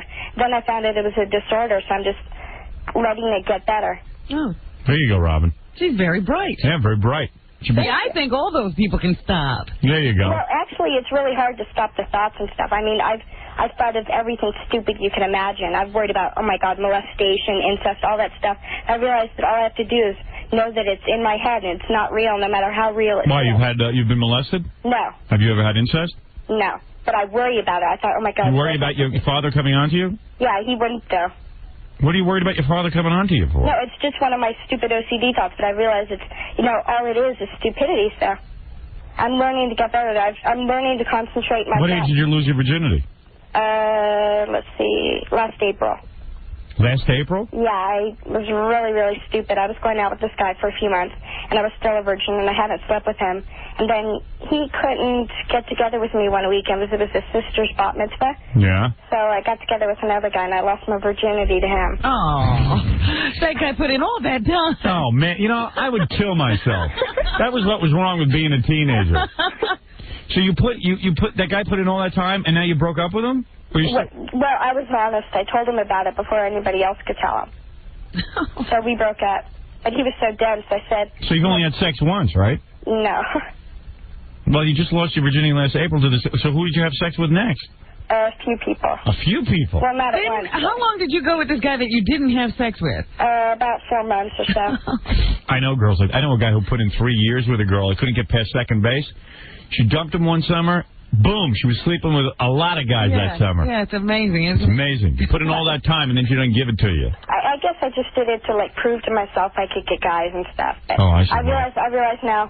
Well, if you look like Winona Ryder, I don't think it should be hard. Well, I don't think I look like her. I think I look like my own person. I'm happy with the way I look. Yeah, we know that. All right, hold on. If you ever move to New York, we'll have you up here for an audition. Hell, I'll move up next week. I'll move up today. Well, we can't support you. Yeah, and I don't know... That's okay. I don't know your parents would go for it. Hey, What's your daddy do? What kind of work? He's an optical wholesaler. Oh, yeah? Yeah. Yeah, just live there with them. You're doing fine. Yeah, that's a pretty good line. He's probably got a nice big house for you. Yeah, what you need to do is just get married, quite frankly. Are you discouraging her from having a career at all? Yeah, why don't you just hop into the sack with somebody and get married? That's what, believe me, that's what you'll end up doing anyway. All right, thank you. Hold on. Here's Gary. Spend entirely too much time with her. Gee, Fred, can I take another phone call or... No. All right, we'll take a break, and then I got to read you this article. It's wild. We'll be back right after these words. Is your life a mess? You don't even have a husband. Is your marriage failing? Whether I have a husband or not, I can tell you one. Where are your kids? You see, you don't have a husband because your husband left you when he cheated. Just talk to Howard Stern. Talk about the man who had to go find another woman because he couldn't take the constant rattling in his head from your voice. The Love Doctor. You're disgusting because no man can live with you. You're a very sick man. That's right, I'm very sick. How you make your money being sick? You're a big, fat, divorced woman. Yeah, right. That's what you... Who is miserable with her job and her life and only wishes she could have sex with me. He gives hope to the heartbroken. First of all, let me tell you, don't call me a moron. And heartburn to the hopeful. You're lying. All I know is that it really wasn't nice what you said. He's the Love Doctor. What's it like to be so alone? Howard Stern. Rock Radio. K-Rock. The K-Rock Dateline presents Another Date from Hell. Hi, Kim. This is Ray. Gina gave me your number. Oh, my God. You sound just like Brad Pitt. You look like Brad Pitt because I love Brad Pitt and I love this movie. Did you see River Runs Through It? Oh, my God. It was the best movie. So we're going to go on our date. Candlelit. I love candlelight. Still haven't found anybody decent to hang out with? Call the K-Rock Dateline right now. Registration is free. 1-800-321-9975. This weekend, take the kids to the most fantastic place on the planet, and it won't cost you a dime. The CBS Kids Show with Anatole, Blasters Universe, Rescue Heroes, Flying Rhino Junior High, New Tales from the Crypt Keeper, and Mythic Warriors. 6 great shows and a whole lot more, because when we say, get in the act, we mean it. If your kid has a great act, log on to our website at CBS.com and find out how they can be on the CBS Kids Show. This is what I call interaction. The CBS Kids Show, weekends on CBS. It's Dr. Stellar. Okay, people, listen up. What are we here to do? No more. That's right. From now on, the phone company can't exploit us anymore. So what do we say to their confusing calling plan? No more. And their hidden charges? No more. Even if you don't have a political bone in your body, here's one cause you'll want to support. Free speech. Log on to phonefree.com and you can use your PC to talk to anyone else with Phone Free anytime, anywhere, over the internet for free. It's easy to use, and with free long distance around the world, free video calling, and unlimited multimedia voicemail capability as well, it's light years ahead of the phone. So join us and log on to phonefree.com. Your long distance won't just be free. You will be too. Phonefree.com. Let freedom ring. Since everyone in New York is visiting Kia automotive dealers during their Everyone Will Be There sale, some of the other state attractions have been looking for new ways to compete. Hi, I'm Allison Bard, live from the City Zoo in New York. We admit admission has dropped since the Kia sale started, but we have a new plan to entice those customers back. Interactive zoos. That's right. We're now letting visitors Tigers into the cages. Pet our lions during feeding time. Hey, Mom, look at me. Or our bears during their highly protected mating season. And to ensure safety, children 6 and over will be given their very own tranquilizer darts. Shoot the dart! Okay, Dad. Stop me! Or visit your Kia dealer during that popular Everyone Will Be There sale and get up to $2,000 off a rugged new Sportage. $2,000 off. Good thing for the zoo. The Kia sale ends soon. Stupid zoo. Visit your Greater New York, New Jersey, and Fairfield County Kia dealer today. Offers good on the 2000 Sportages. Cashback varies from $1,500 to $2,000 based on models. Taking delivery from dealer stock by 43000. Offers end on 43000. This is your television. I've warned you repeatedly about Keen.com, but you're just not listening to me, so let's go over it again. Sounds innocent enough, doesn't it? But it's not. At Keen.com, people with questions browse, click, and then talk live over the phone to people with answers. You can supposedly talk to anyone about virtually anything. That sounds dangerous to me. The computer is the brains of the operation. The phone is little monkey boy, his hand puppet doing his bidding and making a sucker out of you. It's embarrassing, really. And the fact that some of you are falling for the 100 free minutes of live answers only makes it worse. No, this is not the harmless phone call you're used to. Now, if you want to hate and abet, that's your business, but don't think you haven't been warned. Keen.com. Don't. Good morning, everyone. Welcome to Real Estate 101. First, let's get one thing clear. If any of you are ever going to be actual real estate agents, you're going to have to learn to say the words 6%. That, my friends, is your commission. It's gospel. Now repeat after me. 6%. 6%. Louder. 6%. There's a new school of thought in real estate. YourHomeDirect.com, the home of 2% real estate commissions. 2%. I'm Glenn Cohen, founder of YourHomeDirect.com, New Jersey's revolutionary new real estate agency. We've combined internet technology with full-service real estate, all designed to sell your home at the best price in less time. Take good notes, folks. There's going to be a quiz. So net more for your home. Just visit us on the web at YourHomeDirect.com or simply use our initials, YHD.com, or call us toll-free between 8 a.m. and 11 p.m. at 877-YOUR-HOME. That's 877-YOUR-HOME. YourHomeDirect.com. Licensed by the New Jersey Real Estate Commission. Oh, excuse me, Fidelity Diamond. When it comes to buying diamonds, dealing with someone you can trust. Someone known for honesty and integrity is key, whether you're buying or even selling diamonds. Well, since 1983, Fidelity Diamond has been the place where confident diamond engagement ring buyers have gotten the best value for their money. At Fidelity Diamond, you'll learn how to select your own loose diamonds for your perfect engagement ring. Diamonds are weighed and set while you watch. Now, through the end of March, buy your diamond engagement ring at Fidelity Diamond and get a platinum engagement ring setting for free. That's a $500 value. Ready to sell unwanted diamonds? Turn your unwanted diamonds into instant cash. Fidelity Diamond has a buying service. Sell diamonds after a breakup, divorce, grandma's inherited jewelry, etc. Fidelity will offer you the area's highest prices paid on the spot. Call Fidelity Diamond today for a personal confidential appointment. Call 201-261-6555. Fidelity Diamond, conveniently located on Route 17 south of Paramus, just minutes from Manhattan, Rockland County, and the Parkway. 201-261-6555. Fidelity Diamond, the engagement ring specialist. Rock Radio. K-Rock. Hello, my name is Shafi Karim. I am from Astoria, New York. No, I am from Bangladesh. I am a New York City taxi driver. Yeah, I can sing our national song. Amar Sonar Bangla. I pray to Allah every day for our son to make me laugh. I love her stuff. Gary, I got to bring up what we're talking about. Am I here? Yeah, Am I here? Okay. Where's the ball? Papa Fohi, I really do want to get to news, but I just can't let this go. Nobody has ever eaten that much popcorn in one commercial break. As Gary? As Gary. Oh, no. He goes nuts on the food when he gets uptight. We had an argument during commercials, and really, Gary, I got to make you see my point. I do. I see your point, and I apologize, but the point I don't see is why do you have to all gang up and berate me? I'll tell you why. It was unbelievable. And just pound away. I made a rule on the show. Doesn't Robin have a cat to go throw against a wall just to come play? Pound me? I'll tell you why, Gary. Seriously? I made a rule. Let me tell the audience. Okay. Fine when you were doing it to me, though. Okay. No, but this is different. You know what? It is different. This is different. This is the worst thing anyone can do to me. No, it's different. Can I tell you what? And people do this to me all day, but I can't have my producer doing it to me because I'm very fragile when I'm on the air. I'm creating. I don't mean to sound like I'm Picasso or something, but I mean I'm trying to do my job. You get into a certain mindset. Right. That nothing in the world bothers me. There's no problems, blah, blah, blah, blah. This is supposed to be a safe space for you to create. Right. So I've said to Gary, and my agent has said to Gary, do us a favor. If you got really bad news for Howard, stuff that it's going to be tough to... You got to tell him, but it's tough to handle. Tell him after the show.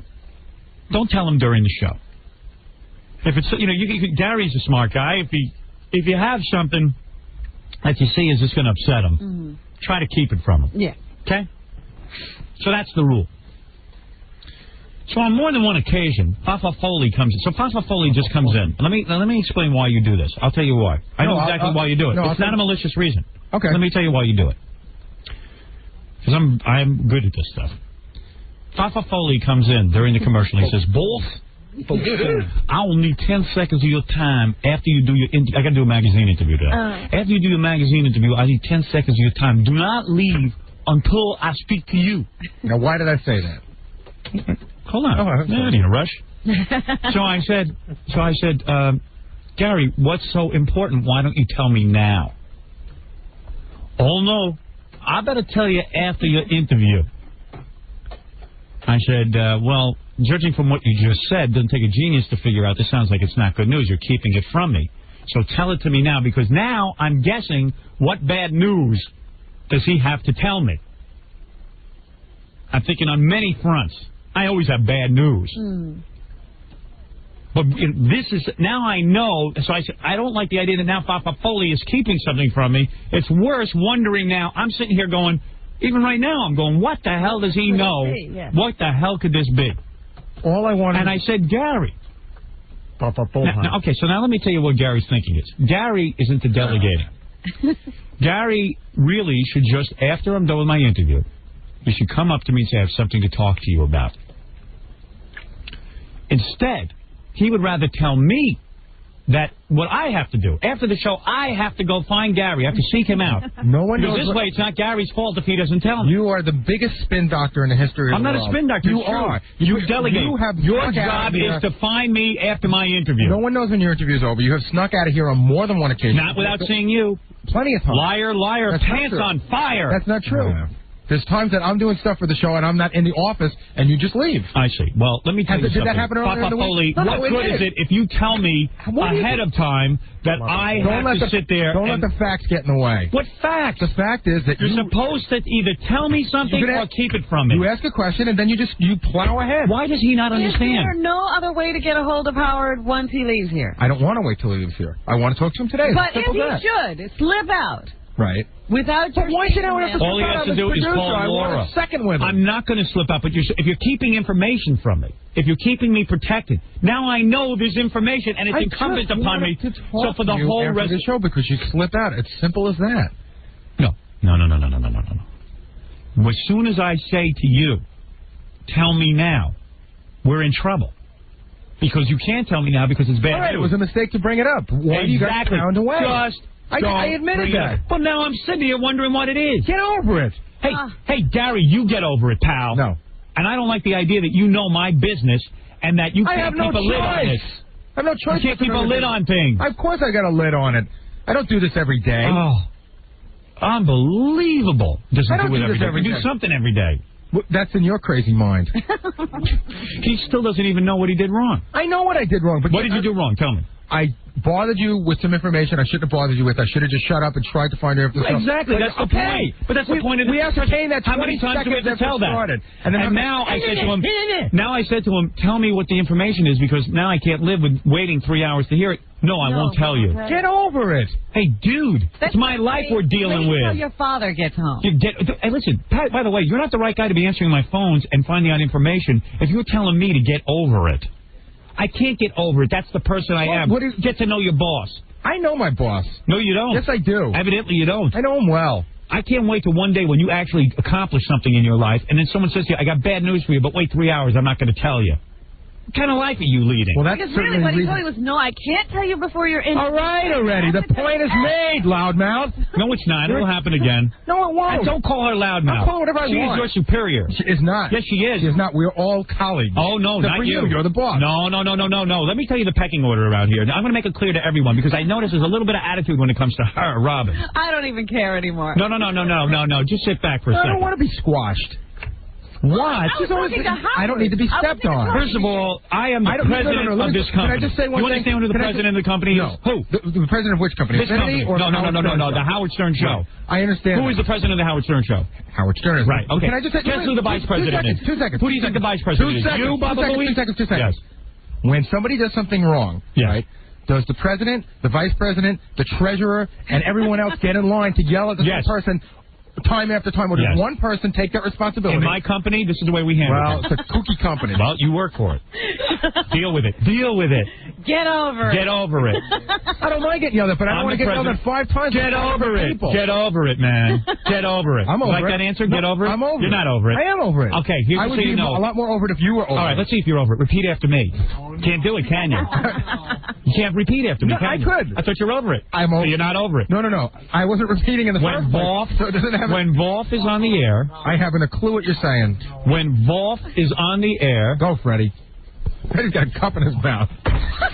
When Volf is on the air, I will not bug my Volf.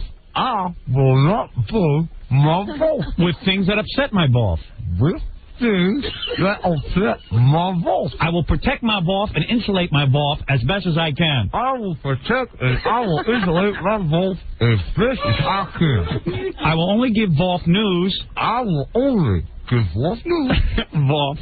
I will only give Volf news that I deem as not bad news. That I deem as will not be bad news. Only good news will go from me, my mooey vooey voice, to Volfy during my Volf's very important show. Exactly. Jackie just spit his water out. I just said there's water all over me. Jackie,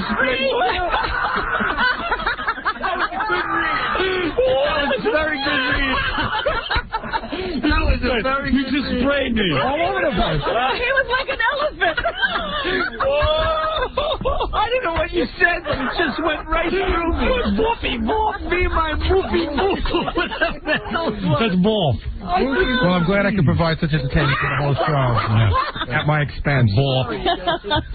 Just clammed all over me. Oh, it's terrible. That's almost happened a million times. Oh, my, that was a torrential rain.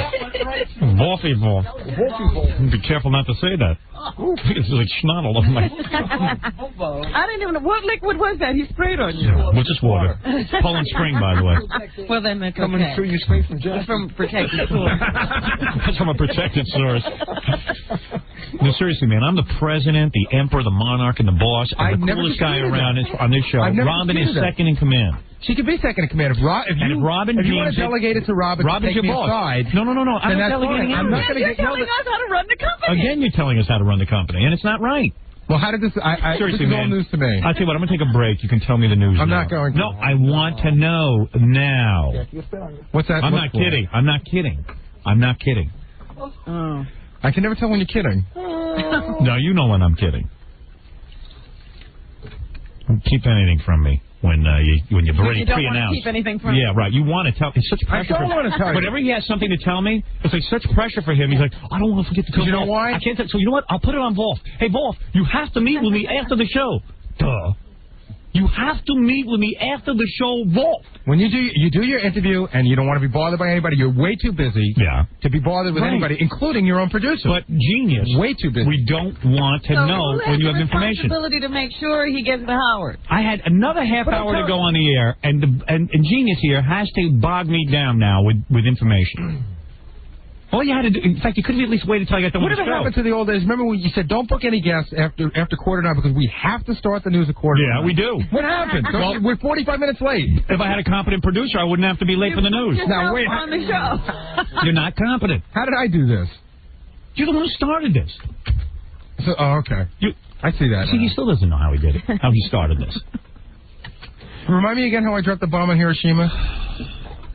All right, we're going to take a break. And you're going to tell me the news during the commercials. All right.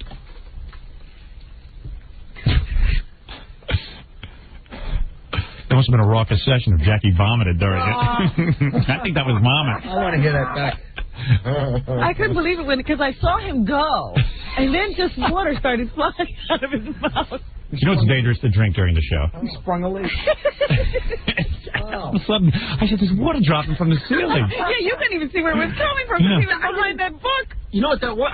That didn't come spitting out of my mouth. That was out of my nose. Man, and it hit me. You know when you're a little kid and somebody makes you laugh and your milk goes flying? Yeah, but it flew all over my arm. That hasn't happened to me in... It had a perfect arc because it went all right over that board in front of you. Oh, man. All right, we'll be back right after this. And you were one of those... Howard got you out of it?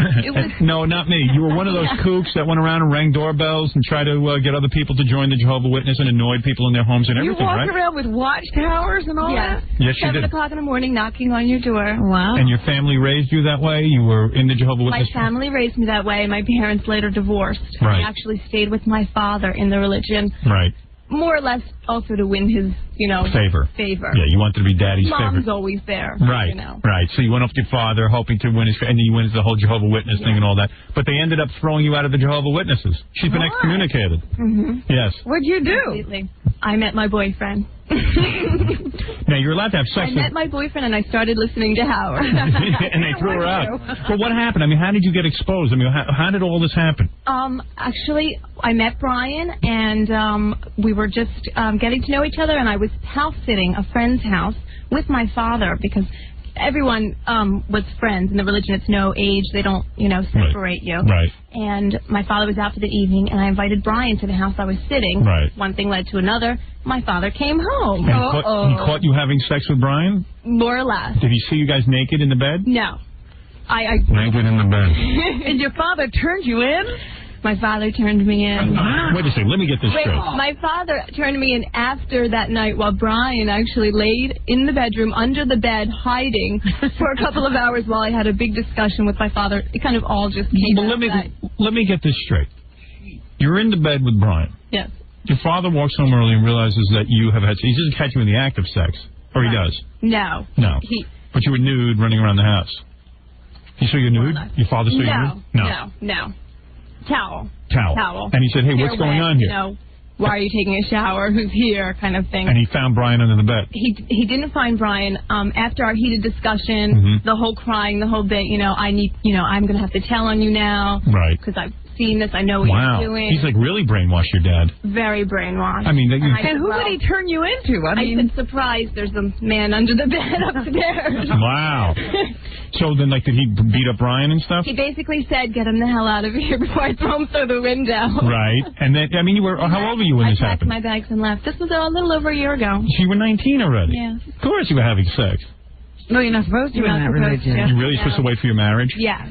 I see. And the church is supposed to decide who you marry? No. No. Well, in the religion. You marry in the religion. So they must have, even in the Jehovah's Witnesses must have thought he was, your dad was being a little intense, coming there and saying, my daughter had sex. Did he go and report you to the elders of the Jehovah's Witness? He gave me an ultimatum. You have 1 week to go to them or I'm going to them. I see. And you got nervous and said, all right, okay, you go. Yeah, I went. You went. I went. And you go over to the elder. Now, is it a group of guys you have to go talk to? Actually, 3 men. Yeah. It's sort of like a council. A council. And you, the 3 men, are they older men? Older men, yeah. Okay. And you stand before them, and what do you have to do? They open it with questions. Basically, What did they ask you? Intimate questions. They ask you everything from start to finish. Like what? Kissing, intimate sex questions, were your clothes off, were your clothes on, did so they you say have panties on? You mean the kind of questions I ask on the radio? Yes. Right. Where were his hands? How long he was fondling you? Really? I wonder where the cutoff point is. Yeah, How many? So three old guys. This is an unbelievable religion. Yeah. Sit in a room. It's a private room, right? It's a private room. And what are they wearing? Suits. Loose pants? Suits, and the women wear dress clothes. All right. And you're a very attractive woman. I mean, that's no secret. And you're standing there telling them every intimate detail of your sex life. Everything. Let me ask a question, though. Yes. Did they know before she got there that it was sex that they were looking for? I believe my father went to them also just to sort of set the discussion. Like, she has to come to you in reference to a boy. What is it, Gary? She was telling me she had to tell them amount and length of orgasms. Yes. Really? So in other words, wow. Yeah. So how many orgasms had you had? Actually, when you go to the elders, you pretty much spill your guts, and they ask you questions about ex-boyfriends, other boyfriends. Did they have a list of questions, or was it like ad lib? Ad lib. All right. So like, in other words, so I'm an elder. Everything. I'm an elder, and I say, okay, well, how old were you when you had sex? 14. 14. All right. You've been having... And you tell them this. You know, you look a little like Shannon Doherty. Did anyone ever tell you that? No. Yeah, from Beverly Hills 90210. Is that a good thing? Oh, that's a real good thing, baby. That's why I'm digging this whole story. Brian wasn't the first time. No. Oh, boy. Well, so they go 14. And then they say, would they say to you, were these men very well endowed? Were these, did they ask me that? No, yeah. Did they say the boys you were with? All right. Did they say to you, hey, did you wear special sexy outfits for these boys? I don't believe they asked that. They ask you what you were wearing. Oh, I see. What were you wearing? You know, a T-shirt. Where was the T-shirt? Did you already have the T-shirt? Did you get? Now, why would this be relevant? I have no idea. Oh, I know why. I have an idea. Why is it relevant? How many times? How much can you do before you get thrown out? What a body on this girl. I dig the stockings and the thighs sticking through the stockings. That's a real turn on. Thank you. What are you wearing, a thong? Yes. Oh, super. I'd love to interrogate you and be a Jehovah's Witness. So are you saying all the kids were having sex? All the kids. Basically, everyone is... But how many parents would bring you in front of, like, 3 guys to hear? That's what I'm saying. Her father turned her in. I can't Was your dad in the room when they were talking about this stuff? No, they asked me if I wanted him present. Yeah, gee, I want my dad to know every little detail. Right. Actually, Robin, this happens to a lot of the kids our age. They get caught by other people, or a lot of things are going around. Now, are these guys getting aroused when you're telling them the story? I don't know. Was everyone getting a little, like, you know, hard to talk for a while? Would you have wanted to be in the room? I was actually crying. Were you? Very hard. It's hard to sit in So front tell me some of the questions they ask. Like, do they ask? Because they're not digging it. They're, like, ridiculing you. Oh, sure. So it's hard to... Yes, it felt good. You know, how do you tell them that without crying? And they're like did he touch your breast? Did they ask you stuff like that? And his hands roamed below your waist and stuff like that? Yes. And do they ask, were you willing or did he force you and all that they stuff? That. Right. Mm-hmm. Were you willing? And did he kiss you in certain parts of your body? Did they ask that? Oral sex, definitely. They ask you. Did they ask about oral sex? Did they ask about it? Did they ask about anal sex? They did. They did. Yes. And what did you say? I said no. You did not. I said no. Would have been a better story. You should have said yes. I didn't want to tell them everything. Right. Oh, so there was anal sex. I figured... So you lied to the elders. Well, I figured this was it. I'm going to just tell them what I need to tell them and get out. Because basically, they have this discussion with you to find out if you're sorry or not. And how long did this discussion take? They should be ashamed of themselves. Yeah, why should you have to tell them in such detail? They were lengthy meetings. I had about 3, I believe, until the final outcome. And I said, 3 meetings? I said, I don't regret what I did, and I'm going to continue doing it. And then they basically had the ball in their court and said... You can no longer be a Jehovah's Witness. No longer be What a whacked-out religion that is. Could you get back in now if you wanted to? I could if I went back to the elders. I thought only black people are Jehovah's Witness. No. You know, it's huge. Yeah. Really? I hear a lot of people say that. Every Jehovah's Witness that ever comes to my house ringing the bell is black. It's your neighborhood. I guess. But I moved to a neighborhood so there wouldn't be any black people, Robin. Now I get Jehovah's Witness. What? You know what I wonder? Did the number of men elders grow as the sessions went on? Like, what if they told all their friends? Like, we got a really hot 20-year-old who's got some really incredible anal sex stories. Good elder sessions tonight. Were there different elders each time? No. You have one committee. Yeah. And it's 3 elders. And there's Look how females. cute you are. I would have gone nuts. And you're in this room alone with these 3 guys? And the funny thing is what you're saying, Howard. They do say that, well, we understand you are a very attractive girl. We can understand why the temptation is there. I mean, they say these sort of things. Like it's a bad thing. Yeah. But then you're supposed to go, I'm so sorry. I'll never do it again. All right, come over here. I want to paint your chest. I'm totally worked up now. Well, now when they hear about this, you'll never get You're not going to church. What a wacky religion. Yeah. I got to get in on that one. Sounds like fun, though. I'd like to be an elder and hear like dirty stories from girls and stuff. Wow, you are cute. Thank you. I like you. All right, you ready to get painted? All right, now, well, what I was thinking of doing is using a little orange and black on your chest. This time you're going to make a real jack-o'-lantern, right? Yeah, now your jacket is coming off. It's a very nice gray jacket. Wow. You sure you're not a stripper? I am not. No. Look at the body on this girl. How do we start a telethon? Put it over there. I can have breast implants. You don't need breast implants. Those are beautiful. Like this. No. Those are nice. All right, you ready to get bra. painted? I know where to shop. All right, take off the bra. Does she see her father ever now? Do you ever see your father, or it's over I with? can't hear Robin. It's over with. I don't see my father. Yeah, you're definitely not seeing him after this. Wow, those are beautiful. Are you crazy? Those are beautiful. Look at those guys. Are those beautiful? Perfect, right? The best. Those are young. That's what they're supposed to look like. Like rocks. Man, I got to find a time machine. I tell you, man. Oh, those are beautiful. Thank you. I hate to foul them with this paint. They're too pretty. I will use this finger. It is medically covered with a piece of latex.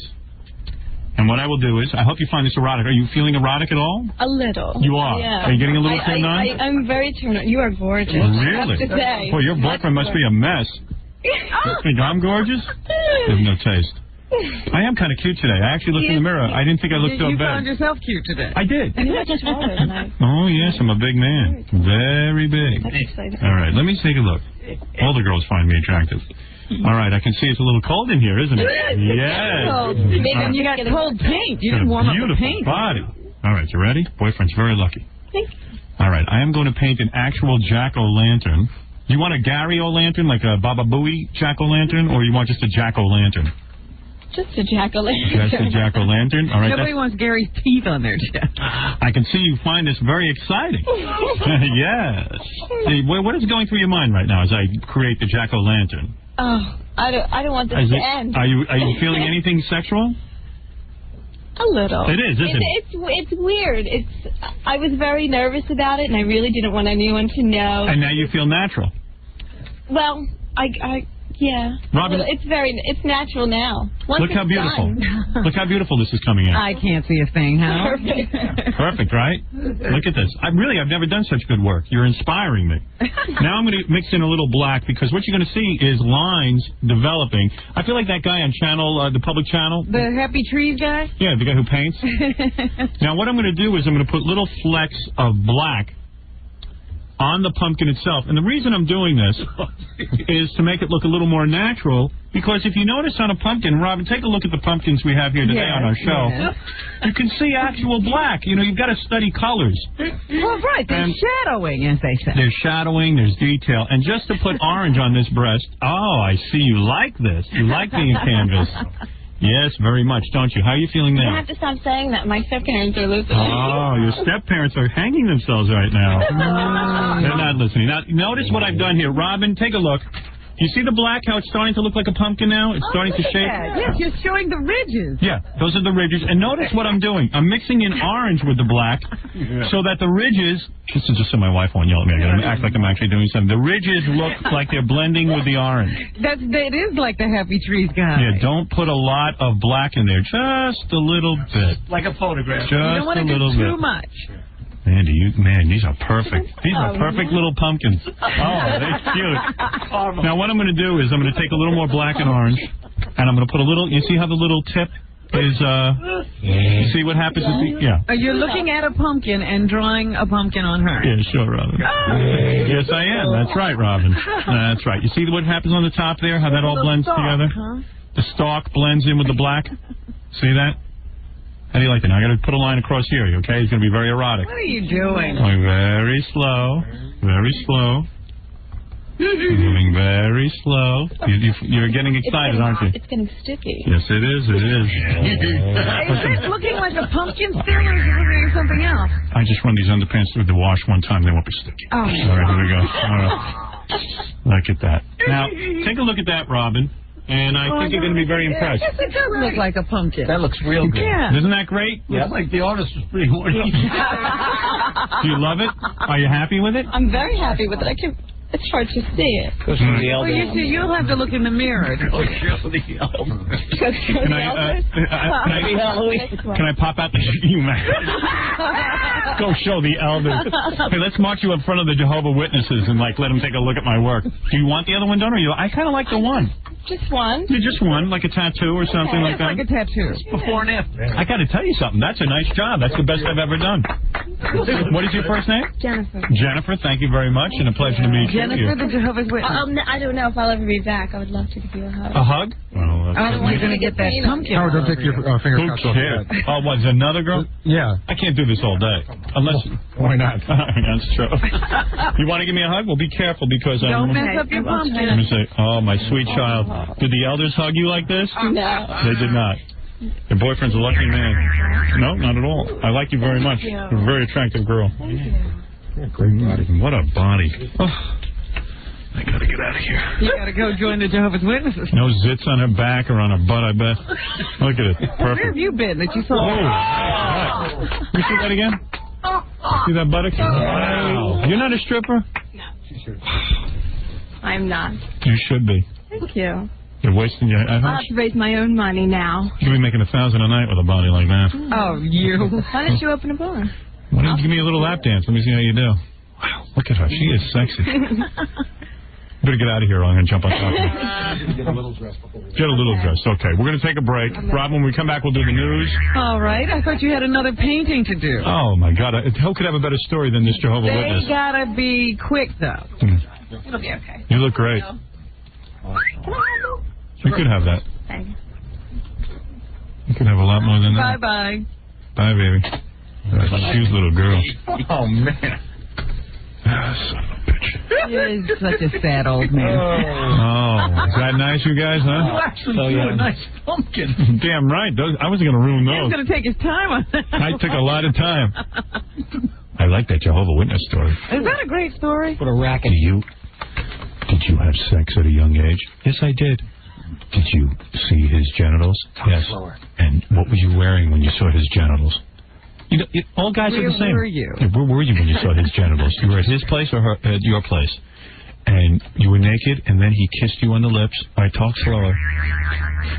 Who started it? Did you kiss him or did he kiss you? Why would the elder have to know every detail other than she had sex? That she had sex and whether she regrets it or not. They don't need to know in great detail. I knew something was going on with that Jehovah's Witness. Yeah.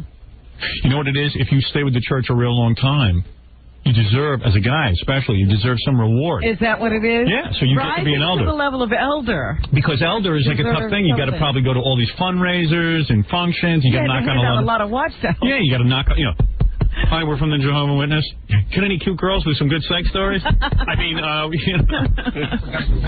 had no idea the Jehovah's Witness do that. Oh, yeah, they're very, very strict. Man, that's great. Well, even that whole, every member has to go out and try to sell those watchtowers. You know, it's funny, we ask the same questions.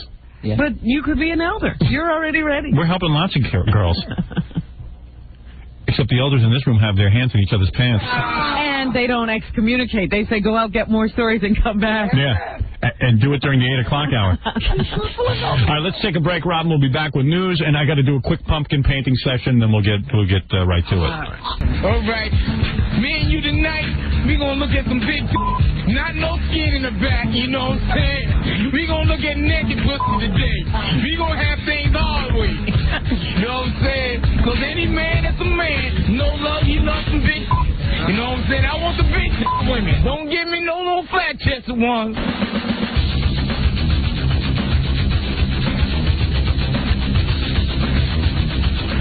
Rock Radio. K-Rock.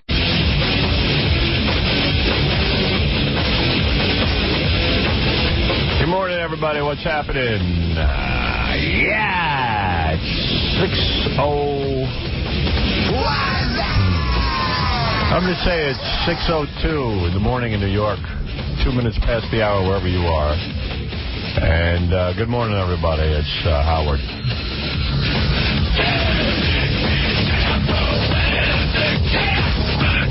That's me right there. Yeah. All right. Great musical accomplishment for me to record with Rob Zombie. Love that. So I'm watching The Sopranos last night because I couldn't wait. I mean, I don't watch it Sunday night sometimes because I get just too damn tired to do the show. I like to go to bed at least by 9 o'clock. I'm pushing it if I go to bed at 9 o'clock. So I got The Sopranos. I'm making myself a little Sopranos night last night. Couldn't wait to watch the thing.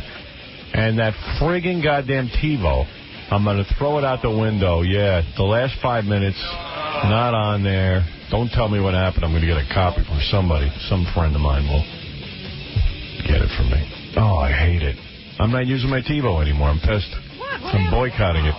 Did you have a problem with Sopranos? Yeah. I know exactly what you're going to say. It cut off the last 3-4 minutes.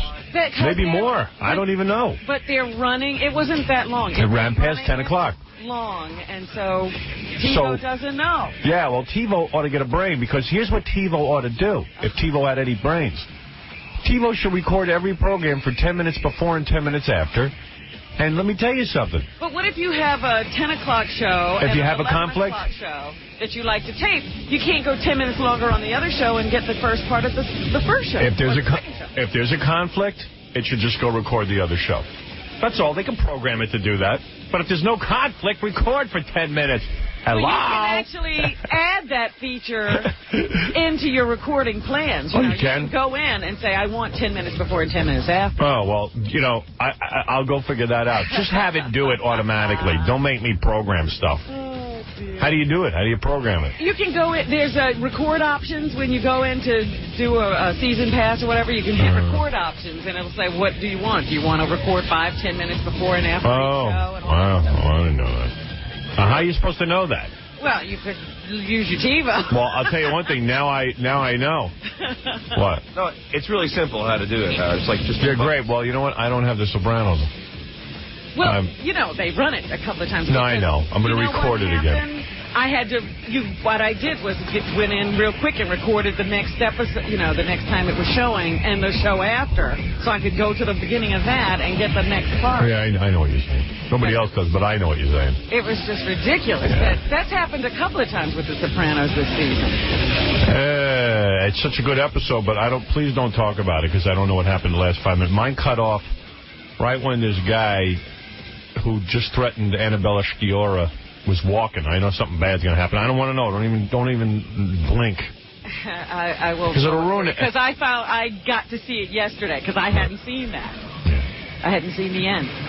I hear you. I watched the show on Sunday and had it cut off on me. Yeah. Well, anyway. Which really pisses you off. Such a good show. Because I actually study the coming attractions. I know you do. I freeze them, I slow them down, I slow-mo them to try to see things. Like tea-leaves. You're insane. I love that show. See, and I resent you for slowing it down because you were bad-mouthing Sopranos at the beginning of the season. Excuse me, you can resent that all you want. I think I made the show better. No, you didn't. They rewrote it. You think they listened to you? That's right. See, I don't like that you bad-mouthed it. It's such a great show. Well, do you think that the director had anything to do with this week's episode? Who was the director? Tim Van Patten. Yes. Tim Van Patten is a genius. That's I was thinking the week before. Didn't he play Salami on Welcome Back, Carter? Something like that. He was Salami. Hey, Salami. Jesus. So I was getting, Annabella Sciorra is looking real good, and I actually know her. I met her like one time. I don't know her real well, but every time I see her now, I think, oh, Howard knows her. I do, and she looks great, and I'm happy for her because I think... What a great episode. Yeah, I think that she, was in that horrible Robin Williams movie where they go to heaven or something. Oh, that was awful, yeah. That could ruin a career. Yeah. Although I was watching it, I saw about 25 minutes of it. I want to get a copy of that movie. I wasn't hating it. I don't know what happened. Yeah, I wasn't hating it. Oh, I have never been able to sit through that film, and I can sit through almost anything. Now, try and sit through The Wedding Planner. Well, I'm not going to do that. Right. So, I don't know, I was watching, I was happy for her that she got some good work, and she's real good in the part. Oh, she needs an Emmy. She does, she's good. She needs it. And then there's that scene where Tony Soprano's laying on his back on the bed, she's about to leave, she does a little dance for him, and then she's grinding her ass into his hey nano. Right. Don't tell me that fat bastard, Tony Soprano, didn't get wood when she was doing that. I thought the same thing. I said, tell me that's not getting him excited. Yeah, come on. She's really there. Yeah, believe me, I'd get excited. Jeez. And the other thing about Tony and his love scenes, this was the first time in a love scene he hasn't been wearing a T-shirt. He had his shirt off. Yeah. And it was gross. He has a T-shirt. How gross is he? He is gross. Yeah. But it's so funny because usually the girl will be pretty naked. Yeah. And then you see her roll off Tony and he's wearing a T-shirt. Let me ask you something. Do you think he wears the T-shirt because the character would wear a T-shirt. Or James Gandolfini would wear a T-shirt. Or James Gandolfini's wearing a T-shirt because he goes, you know what? I'm overweight. I'm embarrassed to show my belly and my boobs, my man boobs. Yeah, I think they made him remove that T-shirt this week. Yeah. So, who knows? Who knows? We'll never know. Hey, I see here in New York on WABC, Dr. Laura Schlesinger has been booted off the midday slot, and they put her on overnights. Hey. I love that. You're kidding. No. On radio? On radio. Ooh. Yeah. Oh, good. Go ahead. Take on the gays. Yeah, honey. Well, she never did well in New York. She does well around the rest of the country, supposedly. That's what her PR people are saying, that she's a real hero everywhere else. But they said she never took off in New York. And she had some reason for that. You know. What, they had spin? Yeah. Never took off in New York because, you know, everybody... New Yorkers are idiots. Yeah, right, yeah. New Yorkers are morons, and they can't follow her brainy thoughts on Judaism. So, Judaica. Judea. Jewess. So she's on, like, overnights now. Good. Yeah, that's cool. I hate her. I just hate that bitch. And I just hate her thoughts. And I hate that she tried to use me to get a TV show. I just hate the whole thing. Just showing up. Yeah. I'll step on him to get ahead. Well, ABC did some research. Gay bashing is big at 3 a.m. Very big. That's when all the bashers are up. All gay bashers listen to the radio at 3 o'clock in the morning. So she'll probably do well there. Good. Yeah, it's nice. But I can't, back to The Sopranos just for 1 second. We only got one more episode. Yeah, I know. That sucks. That sucks. Killing me. Love that show. That's good. I really make Mondays is my day to watch it, and I really make a whole thing of it. Yeah. I take a nice shower. Carve out a, whole evening around it. It's an event. I have a little Sopranos party. It's very nice. Get a bed, a little bowl of cereal. It's nice. Turn on the TiVo. Yeah. Makes life worth living when you got a good TV show to watch. Yeah, but it's going away for a year. Yeah. They got to come up with some other good shows. Well, Sex and the City's coming back. There you go. So. Yeah. Something to live for. I stopped watching Oz this season. Oz, is it on? No, I mean the last season that it was on. But it was very good. Was it? Yeah. I stopped watching it. It was an excellent season for Oz. Yeah. I don't know what happened with me and Oz. Too many guys getting butt slammed. Oh, I couldn't take it. You could. It was becoming queer as folk for you. Yeah, it was becoming too queer, I think. It was starting to get to me. Starting to get too queer. All of my shows are going off. Queer as folk. They're taking a break now. Yeah, they need a break. John, you're on the air. Yo, Johnny Boy. Johnny Boy hung up. I don't know what happened there. Our buddy Craig Gass is here. Hey. With all his different voices and stuff. Jesus. And he sends me this letter, Craig Gass. A love letter. I forget a new letter. Because I was still thinking about the love letter the other day. Craig does all the great voices. Let me refresh people's memory. Al Pacino's Baby. That's right. That's true. I'm telling you, I like to poop in my diaper. Yeah, and then there's Kinnison. Oh, Jesus. Kinnison just woke up.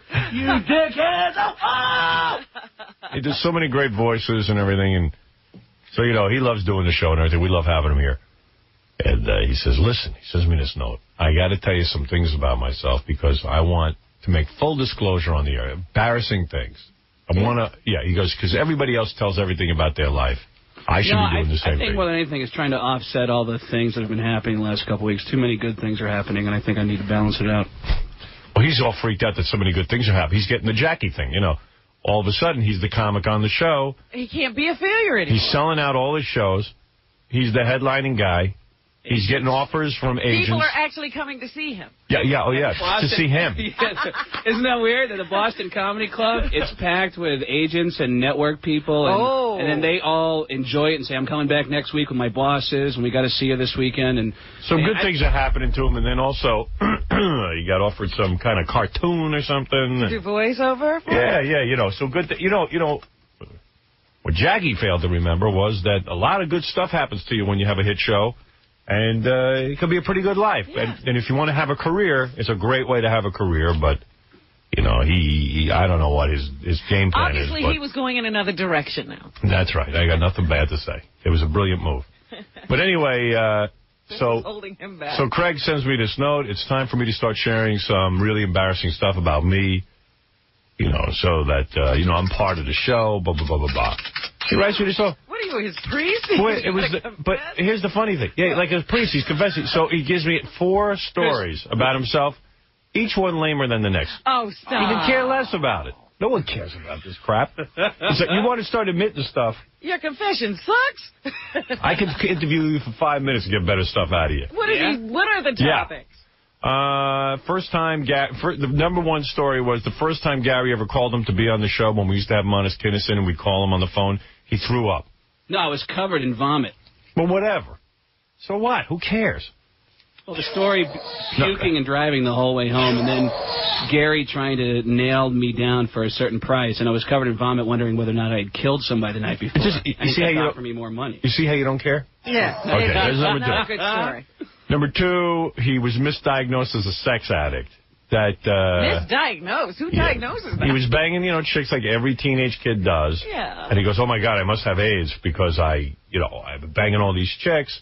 And he goes to the doctor. Doctor tells him he has a sex addiction. You know, he's banging too many chicks. He goes to another doctor. The doctor laughed and said, you don't have a sex addiction. Oh, my goodness. Right, yeah. Misdiagnosed. So I'm reading this thing, waiting to hear some good stuff. Then one time he talks about there was blood coming out of his butt because he was sure he had cancer. Oh, now we're on to something. Yeah, by the way, if your buttocks is bleeding, you should get that checked out. We don't know what it was. So what it was is he went to the doctor. He had hemorrhoids. I'm reading this stuff. I go, yeah, but it was this whole thing about. Oh, please. I had this long shirt on that I had to hike up over my hips. No one cares. I was a woman. He fingered me for like 5 minutes. He was staring Great. Okay. Then number 4. At this point, I didn't even want to read it. Something about he was, you know, whatever it was, he was into drugs for a few years like everybody was. Uh-huh. And he wanted to go to they were going to send him to a treatment center where there were a lot of gays and lesbians. The guy says, you have a problem with gays and lesbians? He goes, no. And they go, okay. And he went to treatment. that was the story. No, but I thought dude, you go home now and think of something really embarrassing that happened. Yeah, let us look at everything, okay? Yeah. Believe me, that is not embarrassing. We know there's something there, but you got to give it up. Oh, there's plenty there. Embarrassing is talking about your small penis and how chicks laugh at you when you pull your pants down. All right? All this stuff is almost like... Or the time you couldn't perform. Yeah. Oh, there's plenty of those stories. Oh, keeping those to yourself. Yeah. Well, next hour, Craig is going to confess to picking his nose. There you go. And he's done every man kind of stuff. Right. But, Craig, it's great to have you here. We got to take a break. When we come back, we got to... Thank God you do voices. Yeah, right. You know. You want to get embarrassing. Ask Gary to tell you the story he told on the air about, you know, having sex with a guy. Guy? Well, it wasn't even sex. It was like attacked. He was attacked. Just chill out. No, you know what I'm saying. Wasn't it the treats thing? I was molested. You guys always turn it around like I was some 5-year-old looking for it. No, what I'm saying is that's a confession. All right, I'll work. Gary brought in a tape of him begging a chick to go back. Hey, you know what? Where's that goddamn tape? Let's tell you how to confess. Incredibly busy days. These are confessions. You want to confess? Listen to that. All right. And how did we find out about that tape? Gary told us. Right. Nice. So you take your email. I'm going to delete it, and I'm going to pretend it never happened. All right. All right. Volunteer some more. No, you want to make confessions on this show. You look at Cabby, who came in here, and he goes, you know what? I've had gay sex. Yeah, you know what? I really can't touch that. You know, that's gay, and that's confessional. That's getting all your demons out. Right, Cabby? That's right, man. Come on, Gas. Drop down with some real stuff. All right. Exactly. Just getting started. God. Yeah, but don't send me an email. And I'm reading this thing. I'm sitting in my car. I got the BlackBerry thing. Right. You're reading this in the car. Yeah, it's important for me to get this right away. And I go, hey, the guy goes, listen, it's about time I confess to a few things. I got hemorrhoids. Yeah, he goes, oh, yeah, I had hemorrhoids. I thought I had cancer. Yeah. Whoa. Yeah, if he discovered the hemorrhoids because he'd been with a guy the night before, then there would be a confession. You know what? Clear the decks. And I'm like, oh, you had hemorrhoids. Great story. Had a way to be self-effacing. Yeah, I used a few tucks and it went away. Talking about KC peeing in his bed 2 times and not being able to get it up with his girlfriend. Now, that's a confession. Or the number 2. Yeah, Number farting 2. and losing control of it. Yeah, I mean, that's a confession. Yeah. Fred's mom confessing she likes anal sex. That's a confession. Fred confessing to the fact that him and his wife are barely getting along and he wants out of the marriage. He's now, in therapy. Yeah, and he's in therapy of it. That's a confession. That's a top 10. Yeah, that's good. Fred's wife making out with a guy every night and calling it acting. Yeah, that's a confession. That's misery. That's a confession. Wow. You know? I want to be an actor. There's a confession. Make out with guys. Fred's changing his name and telling nobody. No one, yes. That's an interesting man. There's a guy with something interesting going on. All right, listen, Cabby, I got to... Real quick, Howard, I got to say this. Go ahead. So I went to the fight on Saturday night. Yeah. Hey, who won? Trinidad and... Tito Trinidad. William Joppy. Was it a good fight? You know, it was a great fight. Trinidad knocked his head off. Right. How many rounds? It was in the 5th round. The fourth? It was the 5th round. He knocked him out? He knocked him out in the 1st round, and Joppy, for some ungodly reason, kept getting up and getting knocked back down. Good fight. You missed a great fight. It was a great fight. It was like watching Rock'em Sock'em Robot. It really was. It was incredible that Joppy just took those punches in. But the thing I'm mad about, Howard, you know, they had Puerto Rico there. There was probably 15,000, 16,000 Puerto Ricans. They play their national anthem. That's fine. They start playing our national anthem. 15,000 Puerto Ricans booing. Really? Our national anthem. See, I don't go for that, man. I was never so livid in my life. I almost got in a fight with about 100 people. See, that's why I think our country's doomed, that the new immigrants come here with an attitude that they hate us. Right. It used to be, like when I talked to my dad about my grandpa coming over and all these people, it's this attitude that, oh, my God, thank God for America, it's our last hope. And they were dirt poor. They didn't get a lot of... You don't come into America and get all the breaks right away. My grandfather was a pants presser. Imagine these guys coming from Puerto Rico where they can't even make a living.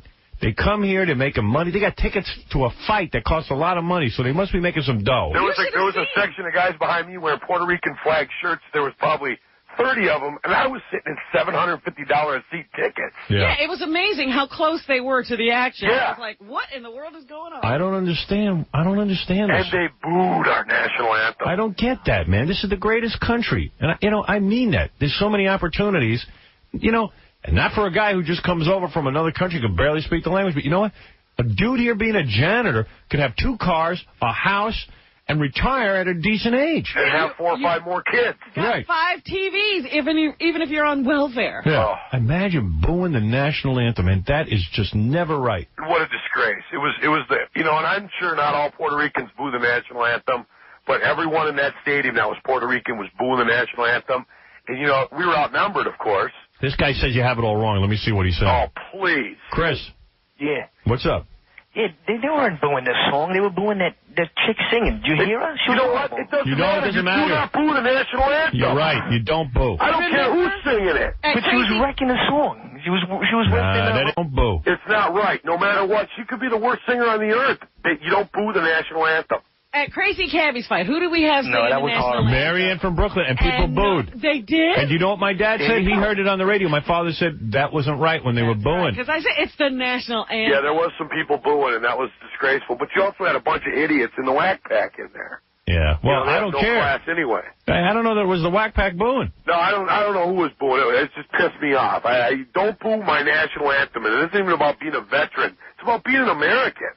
Yeah, I'm with you on this. She destroyed the song. So what? Who cares? Roseanne destroyed the song. I didn't boo her. Who can sing that? Who doesn't destroy that song? Yeah, Minister, to sing. You're on the air. Yeah, Howard. They weren't booing. Like this guy said before, they weren't booing the anthem. They were booing the freaking crappy singer that was on. No, baloney. That's what it was. By the way, the Puerto Ricans booing. Why was it just the Puerto Ricans booing? What, they have good ears? The Puerto Rican singers that were there were actually freaking great. They were actually spectacular, as a matter of fact. Who cares about the Puerto Rican national anthem? No one booed during that. It wasn't about the anthem. It was about the singer. The same way they booed Roseanne. The same way they booed Marianne. They didn't boo Roseanne. The same way they booed your fat ass. They did boo Roseanne. It's a matter of crappiness. Yeah, you know, I got some crappy for you right here, pal. Yeah, so bring it. Go bring it. Go bring it. I got to tell you something. I'll be there in a half an hour. Yeah, whatever. I got to tell you something. It's been done, pal. You fat bastard. Yeah, get some. You're jealous. All right, wait. I got to tell you something. Yes. So your mom's good. This is a little backstory on the national anthem. I don't know who the broad was who was singing it. She was pretty bad. I will give him that. All right. But that doesn't matter. And let me just say something. The story goes that the guy who was supposed to sing the national anthem at the fight was Bobby Brown. You know the singer Bobby Brown, married to Whitney Houston? Yeah, he was there. That's right. He was supposed to sing it. And what happened was Don King, Bobby Brown said Don King did not even put him up in a hotel. Don King was not going to pay him to sing the national anthem. He said just to put me up in a hotel or something like that. They had some kind of falling out before it. So Bobby Brown would not sing the national anthem. And so this chick got to sing it. I don't know that part of the story. But here's Jose. I think he agrees with you. Jose, what's up? Howard, how you doing? Hey. I was about 5 roads from Casey Cabby. Yeah. And they were booing the national anthem. Thank you. All of them. All of them. They're a disgrace. They should be shipped back. They should. Go back to Puerto Rico and let us throw bombs on your ass. Well, I'm embarrassed. It was my mother country who created these people. Yeah, Jose, you're Puerto Rican, right? I'm from Spain. Oh, you're Spain. Hey, all I know is that, you know, you cannot boo the national anthem. I don't care if it's the worst singer ever. You do not boo the national anthem. Right, yeah, I'm with you on that. Stand there with your hand on your heart, shut your pie hole. Don't even cheer, don't do nothing until it's over. Respect it. Anthony, you're on the air. Yeah, Howard, how you doing? Morning. Hey. I agree with Cabby also. I'm Puerto Rican, and though I wasn't at the fight, I was watching it on TV.